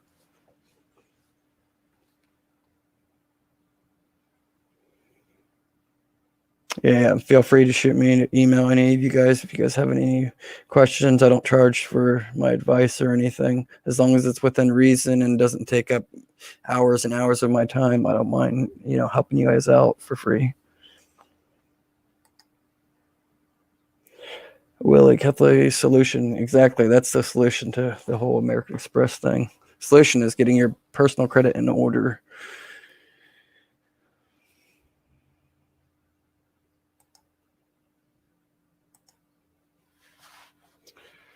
Are you a member of Clubhouse? Not yet, but it's on the list.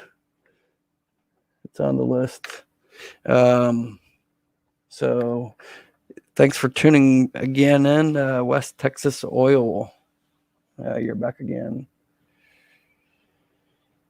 Let's see here. But yeah, stay tuned about Clubhouse.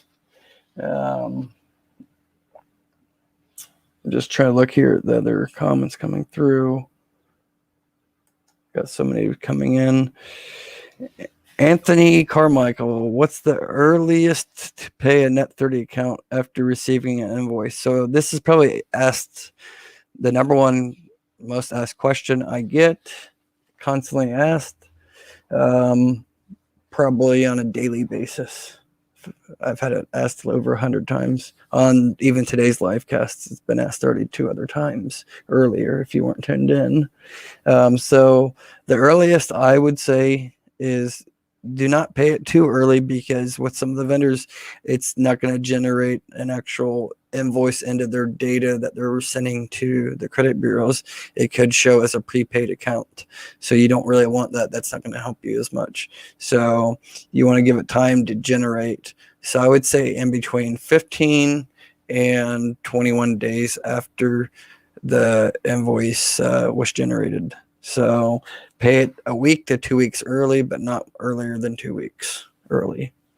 Reason for that is don't pay it on time either, and don't be late. But I always advise, if you can, pay the invoice a week to 2 weeks early, because that's going to help your Dun and Bradstreet scores higher, as well as your Experian Intel score that you pay early.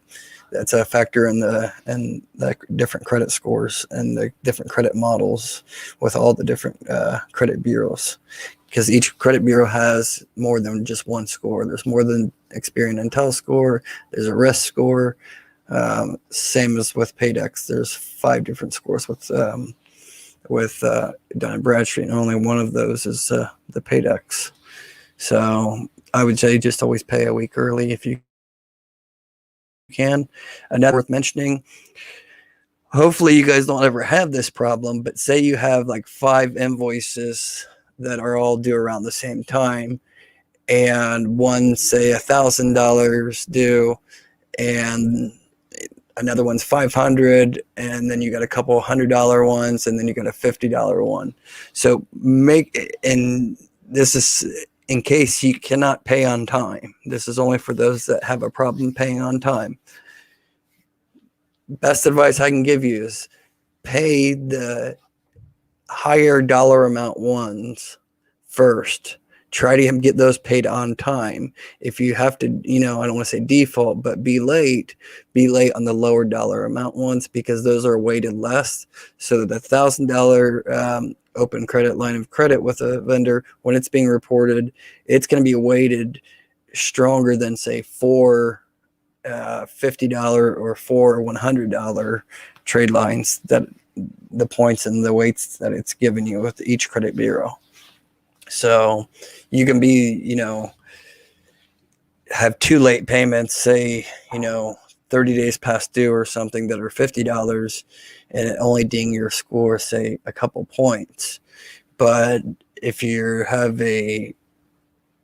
paid all the smaller ones, and then you didn't pay the $1,000 one, and you're 30 days late on that, that's going to ding your score by like 40 to 50 points. You'll be in the very high risk category, and you'll have probably low, 10 to 25, score with Experian and Dun and Bradstreet.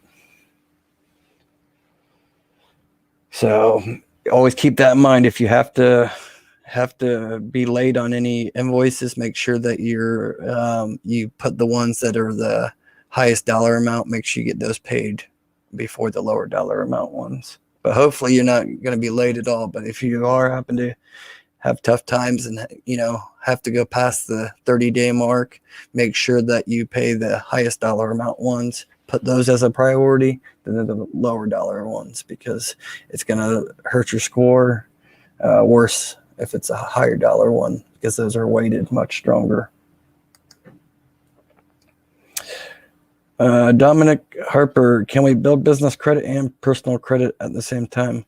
Of course, Dominic. I mean, that's what I do, and I've been constantly doing myself. I have 4 different businesses, and I'm constantly, I would say, building credit on 2 of them, because I start new businesses, like, it seems like every year. But even this YouTube channel is a business. So, I just recently registered Get Business Credit LLC. So I'm going to be starting building up business credit for that one as well. But yeah, you want to build up your personal credit. Always personal credit. I can't stress it enough how important personal credit is. Even if you're doing no personal guarantee on the business credit side, you want to have good personal credit. It leverages and helps you scale your business and scale your business funding and grow your business credit much faster than if you have bad personal credit. So like I said earlier, I'm going to be starting a personal credit repair and personal credit credit building channel here in the next week or 2. So stay tuned. If you're not already a subscriber, subscribe, because I'll make a video about that. So for those that have say bad credit or no credit, personal credit, or need to get things removed off your personal credit, or want to know about good credit programs out there. I don't know why I can't speak right now. Stay tuned, because you want to definitely be a subscriber to that new channel that I'm going to create, because that will be mainly for those that are, I would say 70% of the topics I'm going to be talking about on that channel are going to be about personal credit repair and personal credit products out there that will help you build up your business or your personal credit. But about 30% of it is also going to be videos about featuring,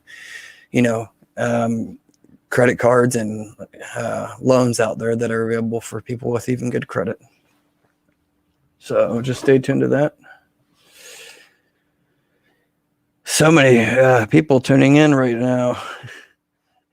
Just as I was saying, Wilbur, if you're still there, but so many people tuning in now, and I was going to shut down the live cast, but then jump back up there. Happens every time. Sayo Pepper, hope I'm saying that right. Hey, Josh, wanted to know, would you recommend as your first 3-tier vendors as a startup business? So the first one I would, I have a video I covered that already, like the first 9 that I would go through, but the very first one I would do is NAV Business Boost.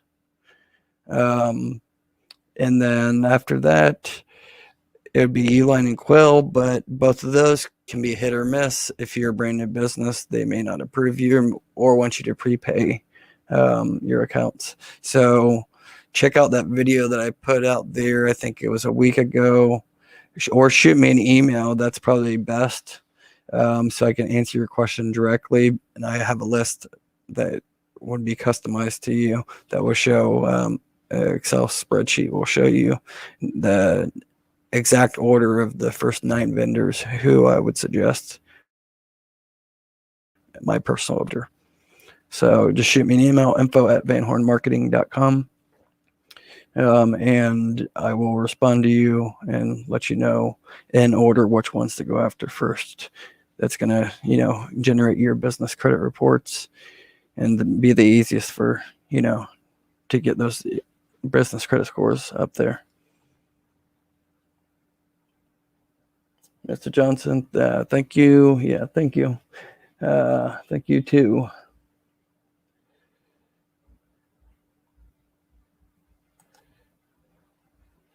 Anthony Carmichael, thank you, because I paid my first invoices within a week after ordering, just because I wanted to make sure they reported. Will NAV Boost report every month as a net 30 or reoccurring bill? So to answer your question on 2 parts, yeah, you paid your invoice the first within a week after ordering. We've all done that, or I'd say most of us have done that, and we learn from that. They should still report. They may report as like a prepaid order, or it still may report as a normal net 30. It's just paid early. I'm just saying to minimize risks and get the most out of each trade line that you're going after, each vendor. You want to maximize the reporting value of each one. So that's why I say give it time to generate, and then pay it after about 2 weeks after the invoice is generated, and try to do it no later than a week before it's due. That's just like the best case scenario, but you can pay it on the actual due date. I just recommend a week early. And then you asked, Anthony Carmichael said, will NAV Boost report every month as a net 30 or recurring? So they report as a reoccurring. At least on mine, it reports as a reoccurring account. And for anybody that wants to sign up for the NAV Boost report, even if you already have a NAV account set up, but you don't have that NAV Boost, please shoot me an email and sign up through my link, because I'm working on getting everybody discounts that signs up through my link. It won't be a huge discount, but I'll save a couple bucks. So shoot me an email if you want to sign up for NAV Boost. I'm in negotiations with them directly to get a lower rate for my viewers. But in the meantime, shoot me an email, info@vanhornmarketing.com, and I'll send you my link. It just helps support this channel too. They give a couple bucks for anybody that signs up for nav boost through my link. So I'd greatly appreciate that.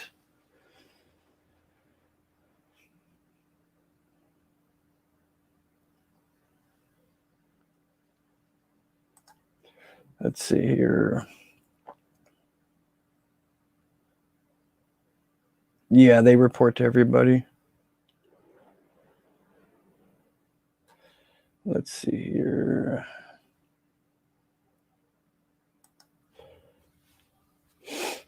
Okay, yeah, thanks, Josh. You and Wilbur always dropping great content. Sorry about that. I'll definitely shoot an email, brother. Yeah, shoot me an email. I'll always do the best to help you guys out. And Wilbur and I always try to keep things real, get everybody, the best advices we can out there for you guys. I don't want to, I cannot stand it. Literally makes, my skin cringe when I see such bad advice. Still, people are just giving out on Facebook and even YouTube, but giving all this information out that is just not good information, BS, not good information. And I hate seeing new business owners go down the wrong path that a lot of us have went down. Like I've lessons learned, went through, wasted money through vendors that didn't report, or they weren't reporting to the ones that we want them to report to. So, some of them you have to waste your money on. It's just nature of the beast of building business credit to get your foot in the door. But there's a lot of them that just are just crap. That's just unnecessary to go through. And it depends on your goals and stuff. But, I just hate bad advice people are giving out there. So I try to save people money by telling you which ones to go through, and kind of what order to go through, depending on your situation and what stage of building business credit you are in.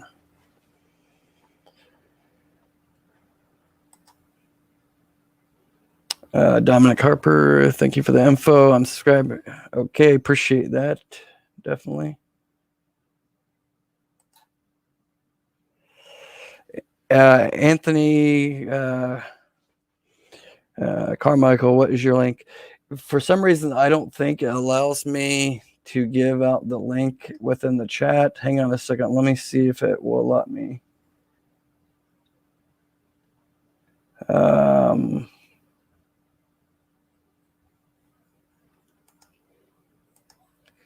me see here.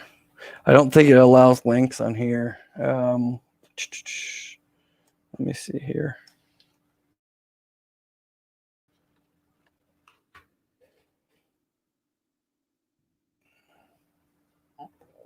Bear with me here, guys. I'm going to try to put this in there, you guys. For anybody that wants to sign up with Nav, sign up through my link. I'd appreciate it.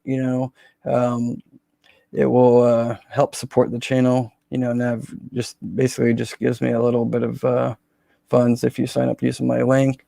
But like I said, I'm in negotiations with them, working out a deal. If I send enough people to them with my link, then they'll offer everybody a discount that signs up with my link. So I don't know if you guys can see this, but here's the link for Nav. I don't know if, let me see if it allows me.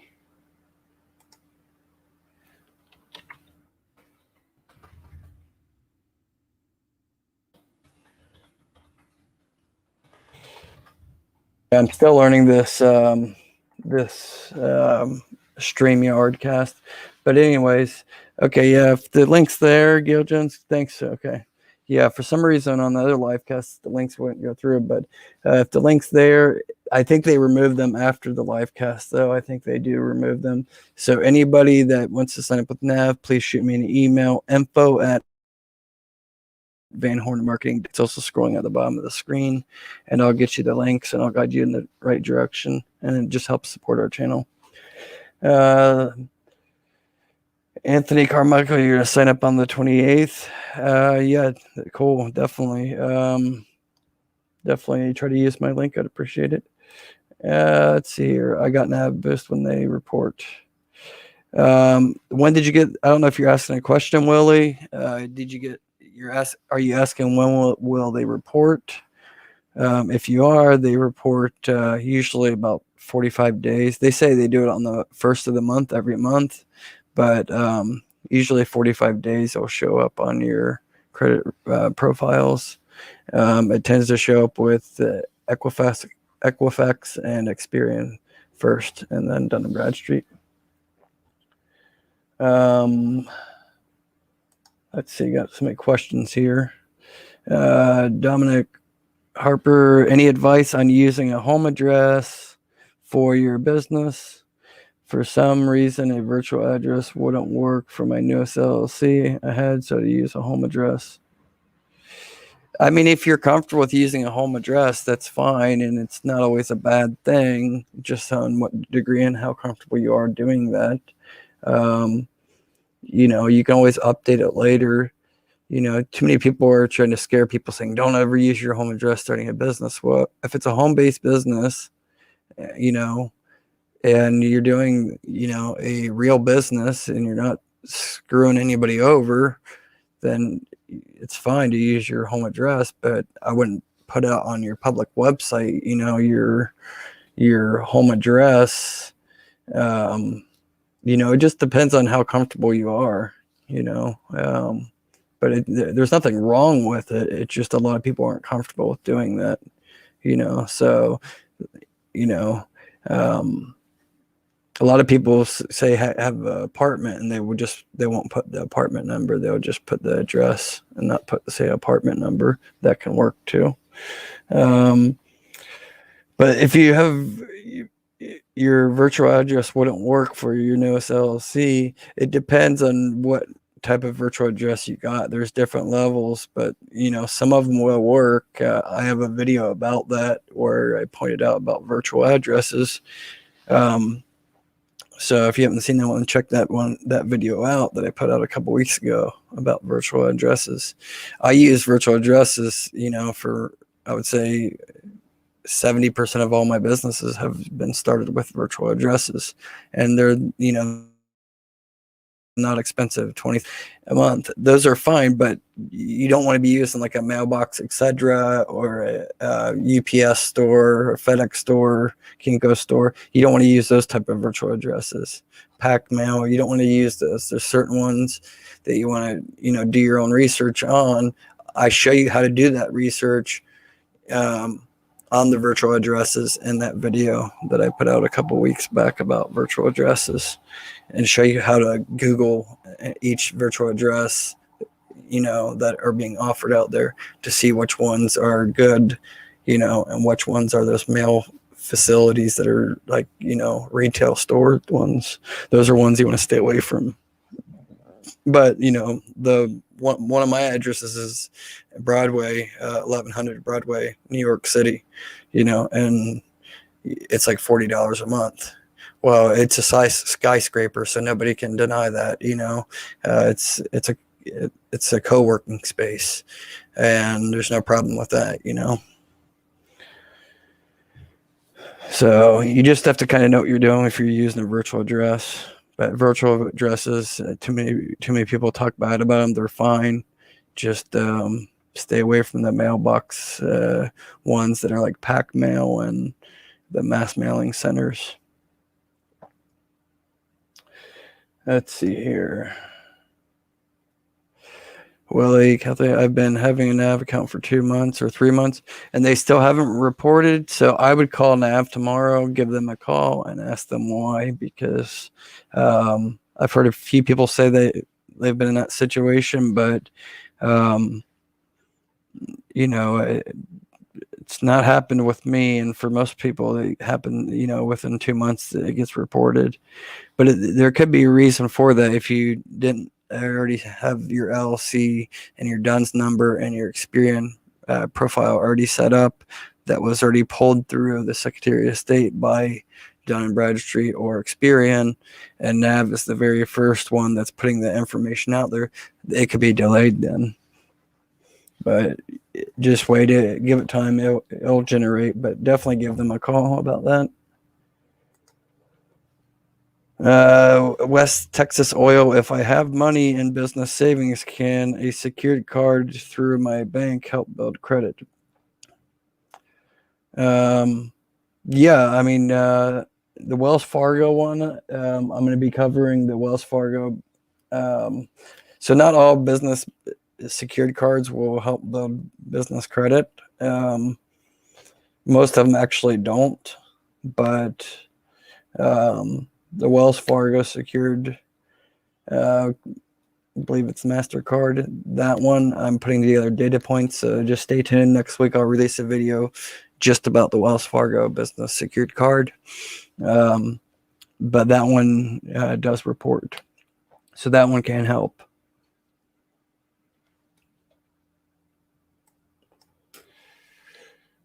Let's see here.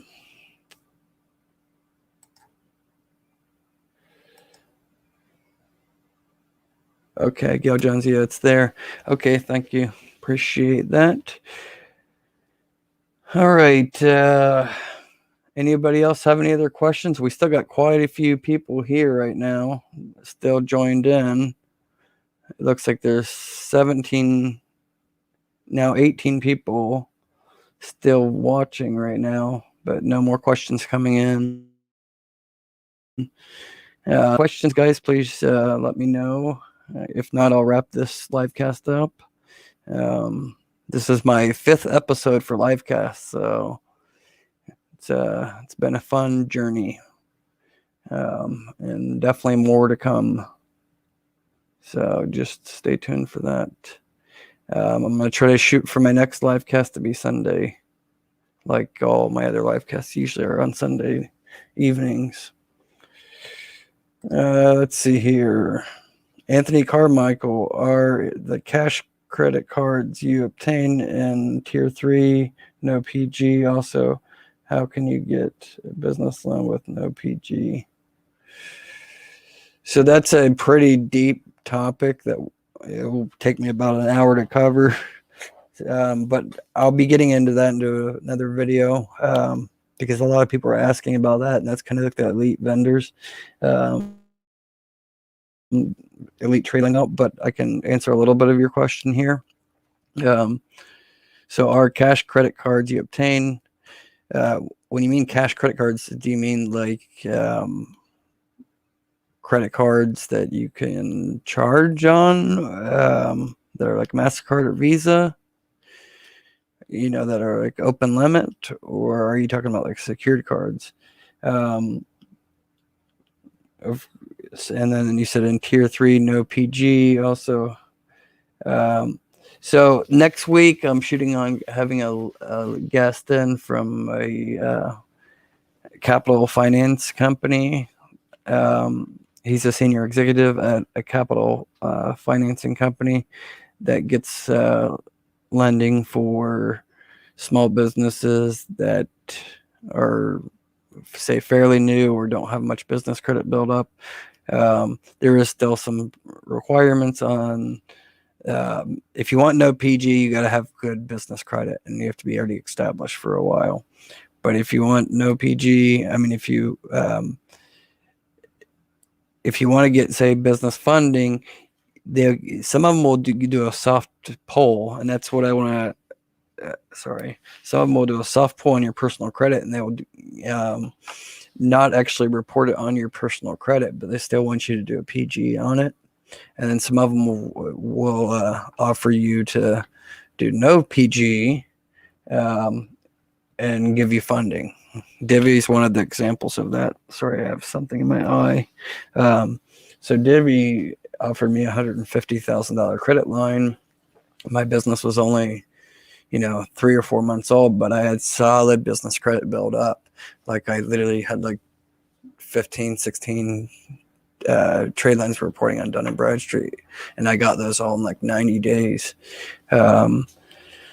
It was expensive to do that and stuff, but buying products from all these different vendors and building that up. So it's not always about time in business. That is a factor. And there's so many other factors as well. So even a no personal guarantee, they still going to want your social security number because they're going to check the business owner's personal finances as far as personal credit to see how you manage your personal credit. For instance, FleetCor, they do that. They do a soft pull for any of their cards, say for like the ExxonMobil or the Fuel Man, any of those. If you have Experian personal credit monitoring service, it's like $29 a month, and you have applied for any of the FleetCor cards, you will see under the soft pulls section, which you have to kind of look for, but you'll see that FleetCor actually pulls, even though it's a no personal guarantee. They're still pulling your credit. It's just a soft pull though, so it's not hurting your credit. They say they do that to verify your identity, which is true. They have to, since the Patriot Act, since 9/11, they have to verify your identity. But they're also, if they're verifying your identity through Experian and it's a soft pull, they've also seen your credit report and they know how to manage your finances based on that. But like I said, you can still get approved, even not having great credit, as long as you're steering your business in the right direction, business credit wise. So that's why it's always good to have both. Get your personal credit worked on, get that up there, and your business credit. So, put effort into both of them. Shoot for, a perfect, a good Paydex score and Intel Experience score, to shoot for is 85 to 90.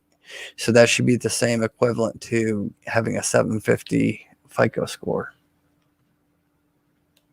So, yeah.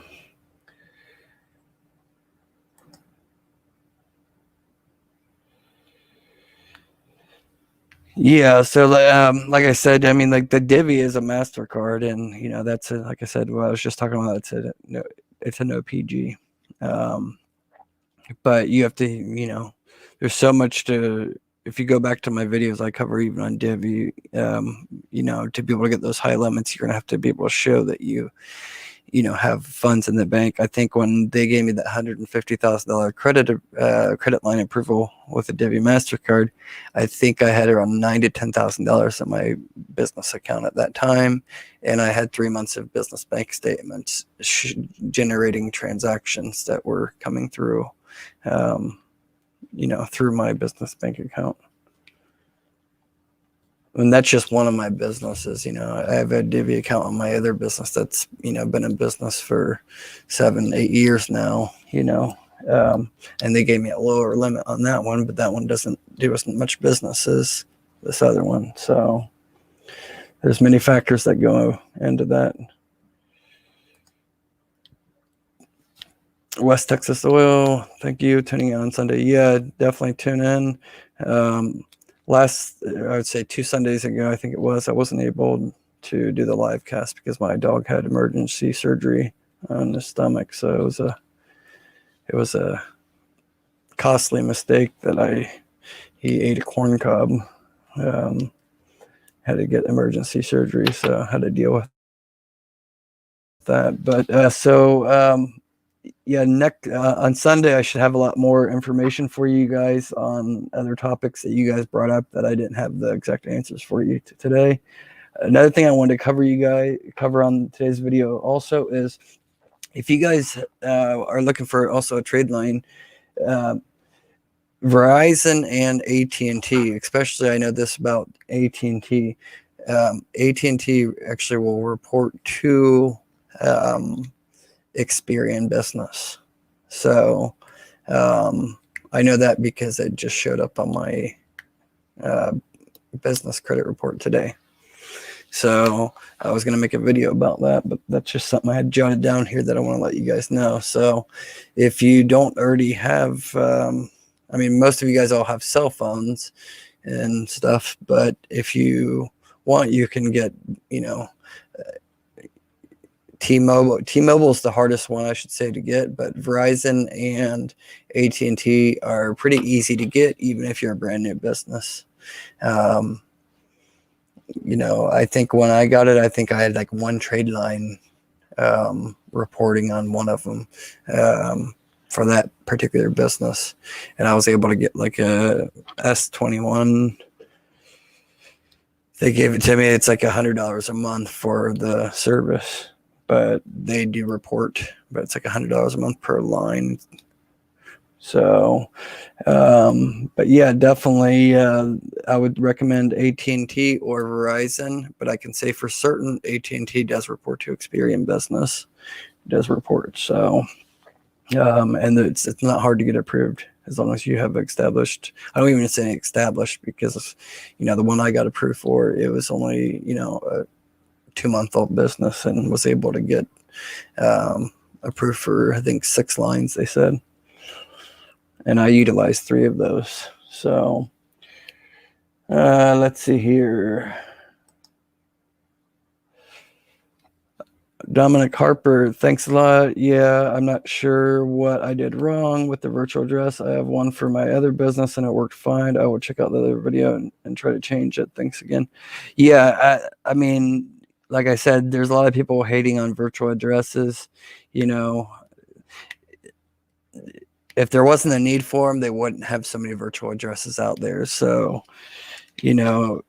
a lot of people use virtual addresses, and have no problem getting funding and building business credit up. It's just once you get to a certain degree and you have enough, funds to open your own office or building or warehouse, of course, then you want to get rid of that virtual address.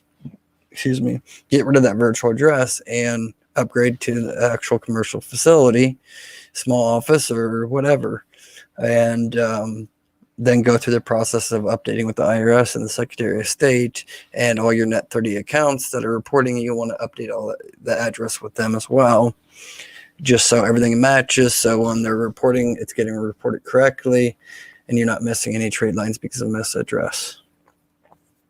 So, but there's nothing wrong with that. Everybody has to start somewhere, and everybody doesn't have thousands of dollars to just start to get an actual commercial address, In fact, a lot of people don't have that type of money when they're starting a business off. They're investing their money into, say, product to resell or the service or, the equipment to run their business and stuff. They don't have funds to pay $500 or $1,000 or $2,000 a month for a office or warehouse. So you have to start somewhere. Dono Anthony, hey, good to see you tuning in. Yeah, you're about 2 hours and 15 minutes late, but hey, that's okay. I just decided to this live cast kind of last minute, but yeah, I'm gonna, like I said earlier in the cast, so if you guys are just tuning in, I know you, Darnell and Denvel Edwards, I know you guys are already subscribers, but anybody that's just tuning in, if you're not already a subscriber, make sure that you hit the subscribe and bell notification, because next week's going to be my best week ever as far as videos go and credit gems. You guys are going to be shocked on the amount of videos and the credit gems that I'm going to be releasing next week. A lot of exciting information is coming next week. Like 10 to 15 videos, and they're all going to be pretty interesting videos. Not the same old net 30 accounts and same old names that you keep hearing about. They're going to be new ones and other unique options for business funding, even with bad credit or new business owners. And I'll have a couple guests on as well. Like I said, tomorrow night I might have one guest on as well for the real estate investing, for people that are into real estate investing. Let me get to the comments. Anthony Carmichael, thank you. I'll stay tuned, refer you to more people so your channel grows. And I also have a $500 grant for you or anyone else to use for their small business. Hey, I appreciate that. Yeah, definitely share my channel and everything. It definitely helps the channel grow and get out to a wider audience, and that's my main goal, you know. Um, and as far as the $500 grant goes, feel free to shoot me an email at info@vanhornmarketing.com. I'm putting together right now a $5,000 grant, and about $3,000 of that is coming out of my own pocket that I'm going to be giving away. So I have a couple of other business sponsors that are putting in a couple $100. I'm still collecting all those and everything and getting the website for that put together for people to apply. And then we'll be giving away 3 business grants to small business owners and new business owners. It's not for those that already been established in business, because there's grants out there for those type of people. So I wanted to put together a grant program for those that are just brand new, just started their business. So I'll have an application for people to submit that, and that'll be out here soon as well. So if you want to contribute to that, we can sponsor your business as one of the grant sponsors. That'd be fine as well. That's what we're doing with some others. But it's going to be, at least we're going to put together at least, like I said, $5,000. If we get more than that, then we'll give away more than that. But right now I can commit to say around 5,000 is what we are shooting for, and pretty confident we'll reach that to be able to give away in March. Devel Edwards, hey, thanks for tuning in, man. Good to see you again. And I'm not sure if I know we've been talking on through email so much, so I don't know if I responded to you last or you responded to me. I'll have to check that. But as always, you can email me anything, here to help. Let's see here. Darnell Anthony Carmichael, I just started my business. Yeah, so Darnell Anthony, you want to definitely stay tuned for the grant program that that I just talked about, that I'm putting together. I just have to put everything on a particular website that's just going to be a small business grant website. It's going to be my own website for Get Business Credit YouTube channel, and it's going to show, Van Horn Marketing is donating $3,000 into the fund, and it's going to show others, like if Anthony Carmichael or somebody else wants to, be a sponsor, donate into that. They'll be listed on the website as well, along with the application and the deadlines and everything. So just stay tuned. I'll have all the disclaimers, everything out there on that. But, it's just a thing that I want to do to help give back to, one, the subscribers, because I appreciate you guys so much. And, I've seen there's a gap with all the grants that are out there right now. There's so much restrictions that you've had already been in business, before COVID, or been in business, around the time that COVID hit, or been in business for at least 6 months, so there's a gap out there. There's no grants really for ones that are, just started their business. So those entrepreneurs, I want to try to help out, the best I can. So just stay tuned for that.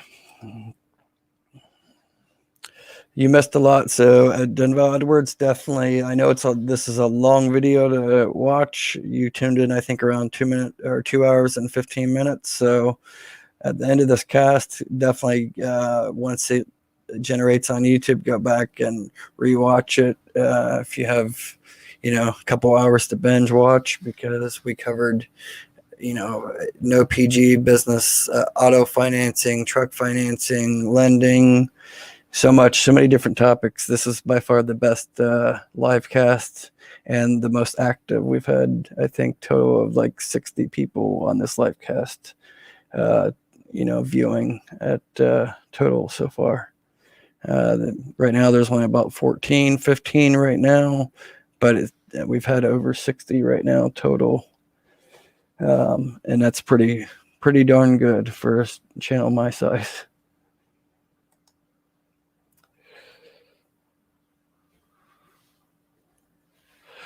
Denville Edwards, do you have one-on-one? Yeah, I mean, that's why that's like when you shoot me an email, it takes the time for me to get back to you because I have to fit you in, and run my business at the same time and produce this content. But, I don't want to sound like I'm going after money for, from anybody either. So that's why I haven't really offered like one-on-one, consultations or one-on-one, like mentorship, like paid, like a lot of the other guys do. But at some point I will be doing that. But what I'm actually working on right now is doing like putting together like a business credit, membership group that you can join, and it's not going to be crazy dollar amount, but it's going to go through like 100 different vendors, who they report to, and it's going to show you in-depth videos that are not on YouTube that I'm going to walk you through every step of the way for everything. That's just going to take me some time to put together, but that's a goal that I'm working on right now slowly.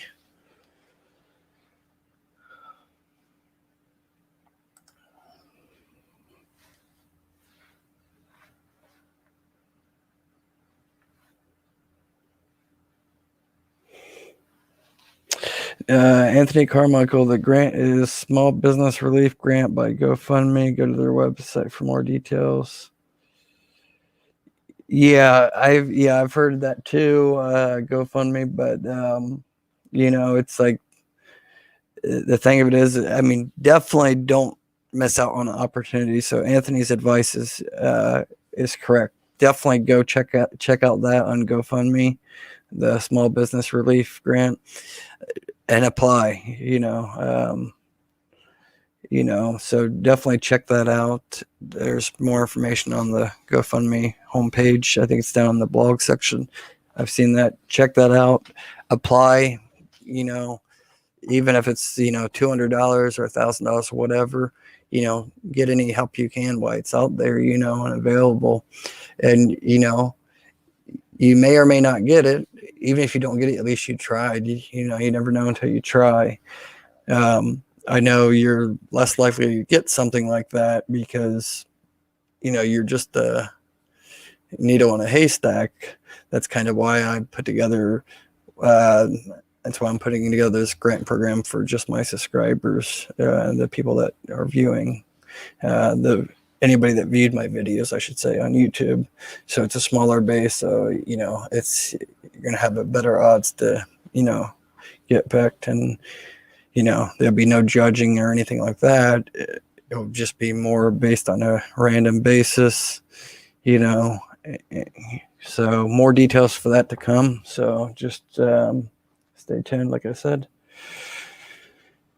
Okay. Yeah, Darnell, just stay tuned. You know that already. E.g., speaking of COVID loans and grants, do you know if the EIDL loan through the SBA report to the credit bureaus? No, it does not. It doesn't report to the credit bureaus.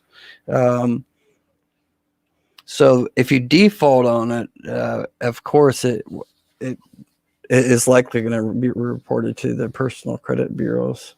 It depends on how you filed, like if you did sole proprietor or how much it was too. If it's over $25,000, then you had to do a personal guarantee to it. But it's going to report negatively if you don't pay it. And number one thing is you do not want to not pay the SBA back. But there's so much things going on right now, especially with the new administration. A lot of that may be part of those loans can be forgiven. There's talk of that in the new COVID relief bill will be forgiven. The first year you don't have to make any payments. That was already like that,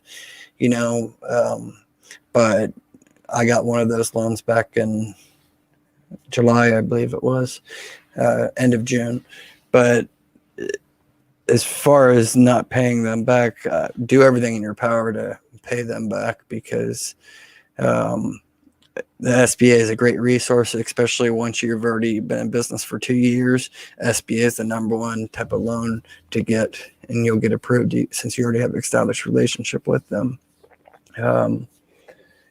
But as far as if you're talking about making positive payment experiences, no, they're not reporting that either. They're not going to report the positive payment to the bureaus, not that I'm aware of, and I've looked into that a little bit, and I haven't seen that they will report. The SBA won't report unless it's negative. So let's see here. But definitely, watch out with the news and the COVID bills, because for those that did get a EIDL loan, and depending on the amount of it, part of it may be get forgiven, just like the PPP. You never know. Just stay tuned for that. All right. Congrats. You're the best. Appreciate the support, Denval Edwards. Really do. I think Darnell Anthony and Denval Edwards are probably the two most active subscribers of mine on when I do these live casts. So I definitely appreciate you guys always chiming in. It definitely helps because you're asking questions, that I can try. I'm trying to help you, but your same question that you're asking me, others may want to know. So, it helps everybody, and these videos people replay. So, definitely helps. All right. So anybody else have any other questions at all? It's 2 hours and 30 minutes. I think the longest live cast I did was, they're usually only about an hour and 20 minutes, but there was one, I think the first or second one was like 2 hours. This one beat all of them, 2 hours and 30 minutes so far, and still like 15 people viewing. So I don't mind staying on if you guys have any other questions, but it gets too silent like this. I don't want to just sit here and act like a idiot and nothing to talk about. I mean, I have a lot to talk about, but I don't want to bore you guys with just random business credit topics. Since this is a Q&A, I didn't really prep on exact topics. And I don't want to give out too much more information on certain topics because my dog was moving around there. I don't want to give out too much information on individual topics on this live cast for videos that I already have production and stuff taken care of that are going to be released in the next coming days, because I want you guys to get the full direct information that is all about those particular topics.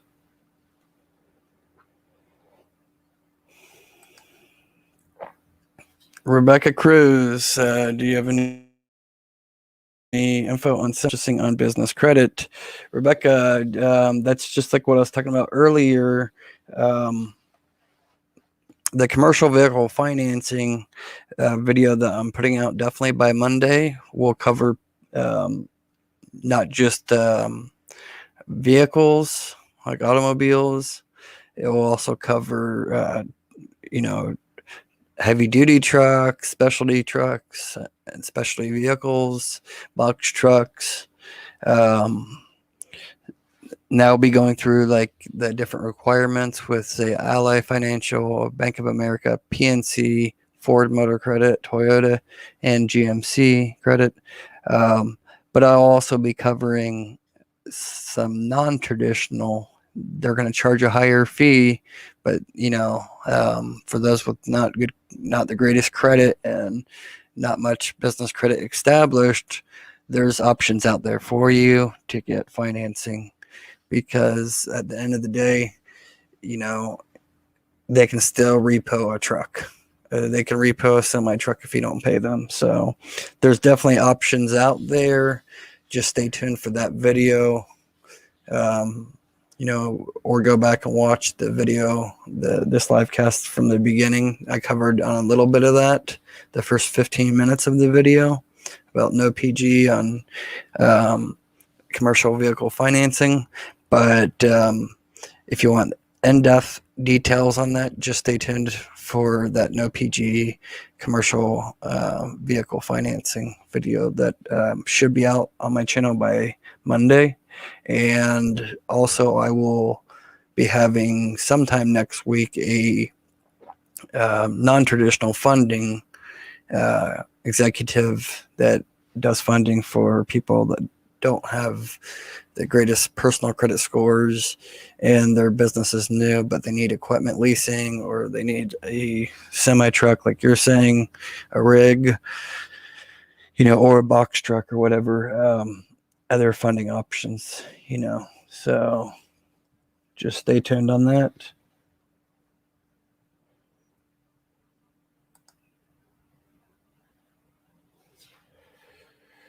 Let's see here. Amara Pendrus.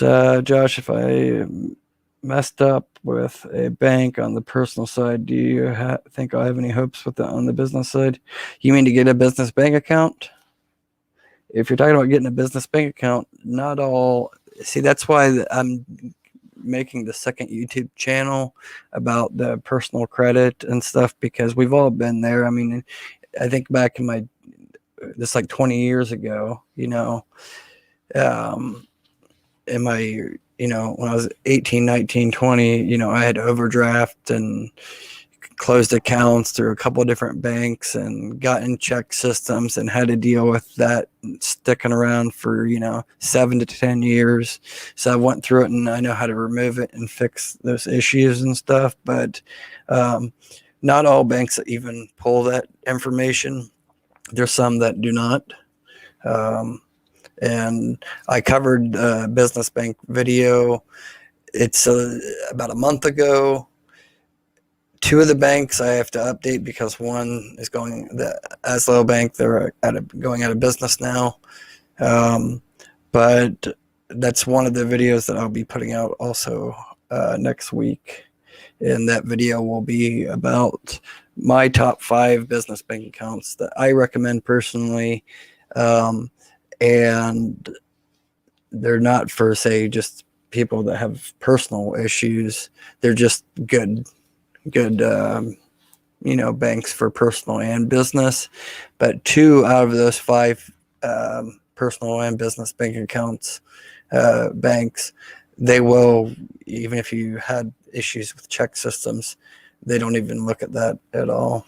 The main thing is they verify your identity, and as long as you have your LLC or your INC set up correctly, registered with the Secretary of State, they should open your account, no problem. It's usually $50 or $100 at opening a balance.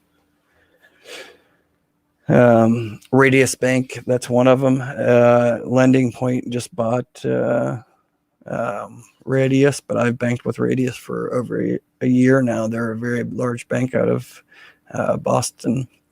But I send a lot of people to Radius Bank that are in situations that messed up their personal side on financial institutions and are in the, category of check systems or whatever in the LexisNexis data. So you can get around that. I think Radius should approve you. But it's always best to open up a personal account before opening up a business account. So try first with a personal account. If they open up you a personal savings account, then apply for a business bank account. It takes about 2 to 3 days. You can do it all online. It's very simple. In fact, I'll show you guys here.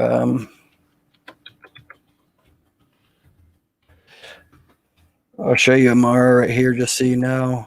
If you have issues or whatever, I would, if you have issues on the personal side of getting a business a personal checking account, and you want to get a business checking account, I would say go through this bank. I've banked with them for such a long time. You can see on NerdWallet they got the best award or whatever. They're very good bank. I like them. They give you a cash back as well, 1% cash back you earn on personal and business. I'm not affiliated with them by any means, but I'm just putting out there. I have 2 business bank accounts and 1 personal account with them. They are a great bank.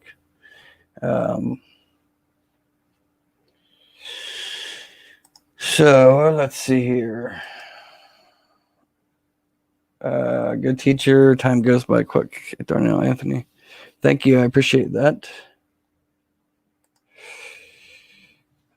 Do Verizon Wireless report? I can't say 100% certain. I know that Verizon will approve a new business with any established business credit profile, or maybe just having one tradeline reporting. But AT&T does report. They reported to my Experian today, so I know that for a fact.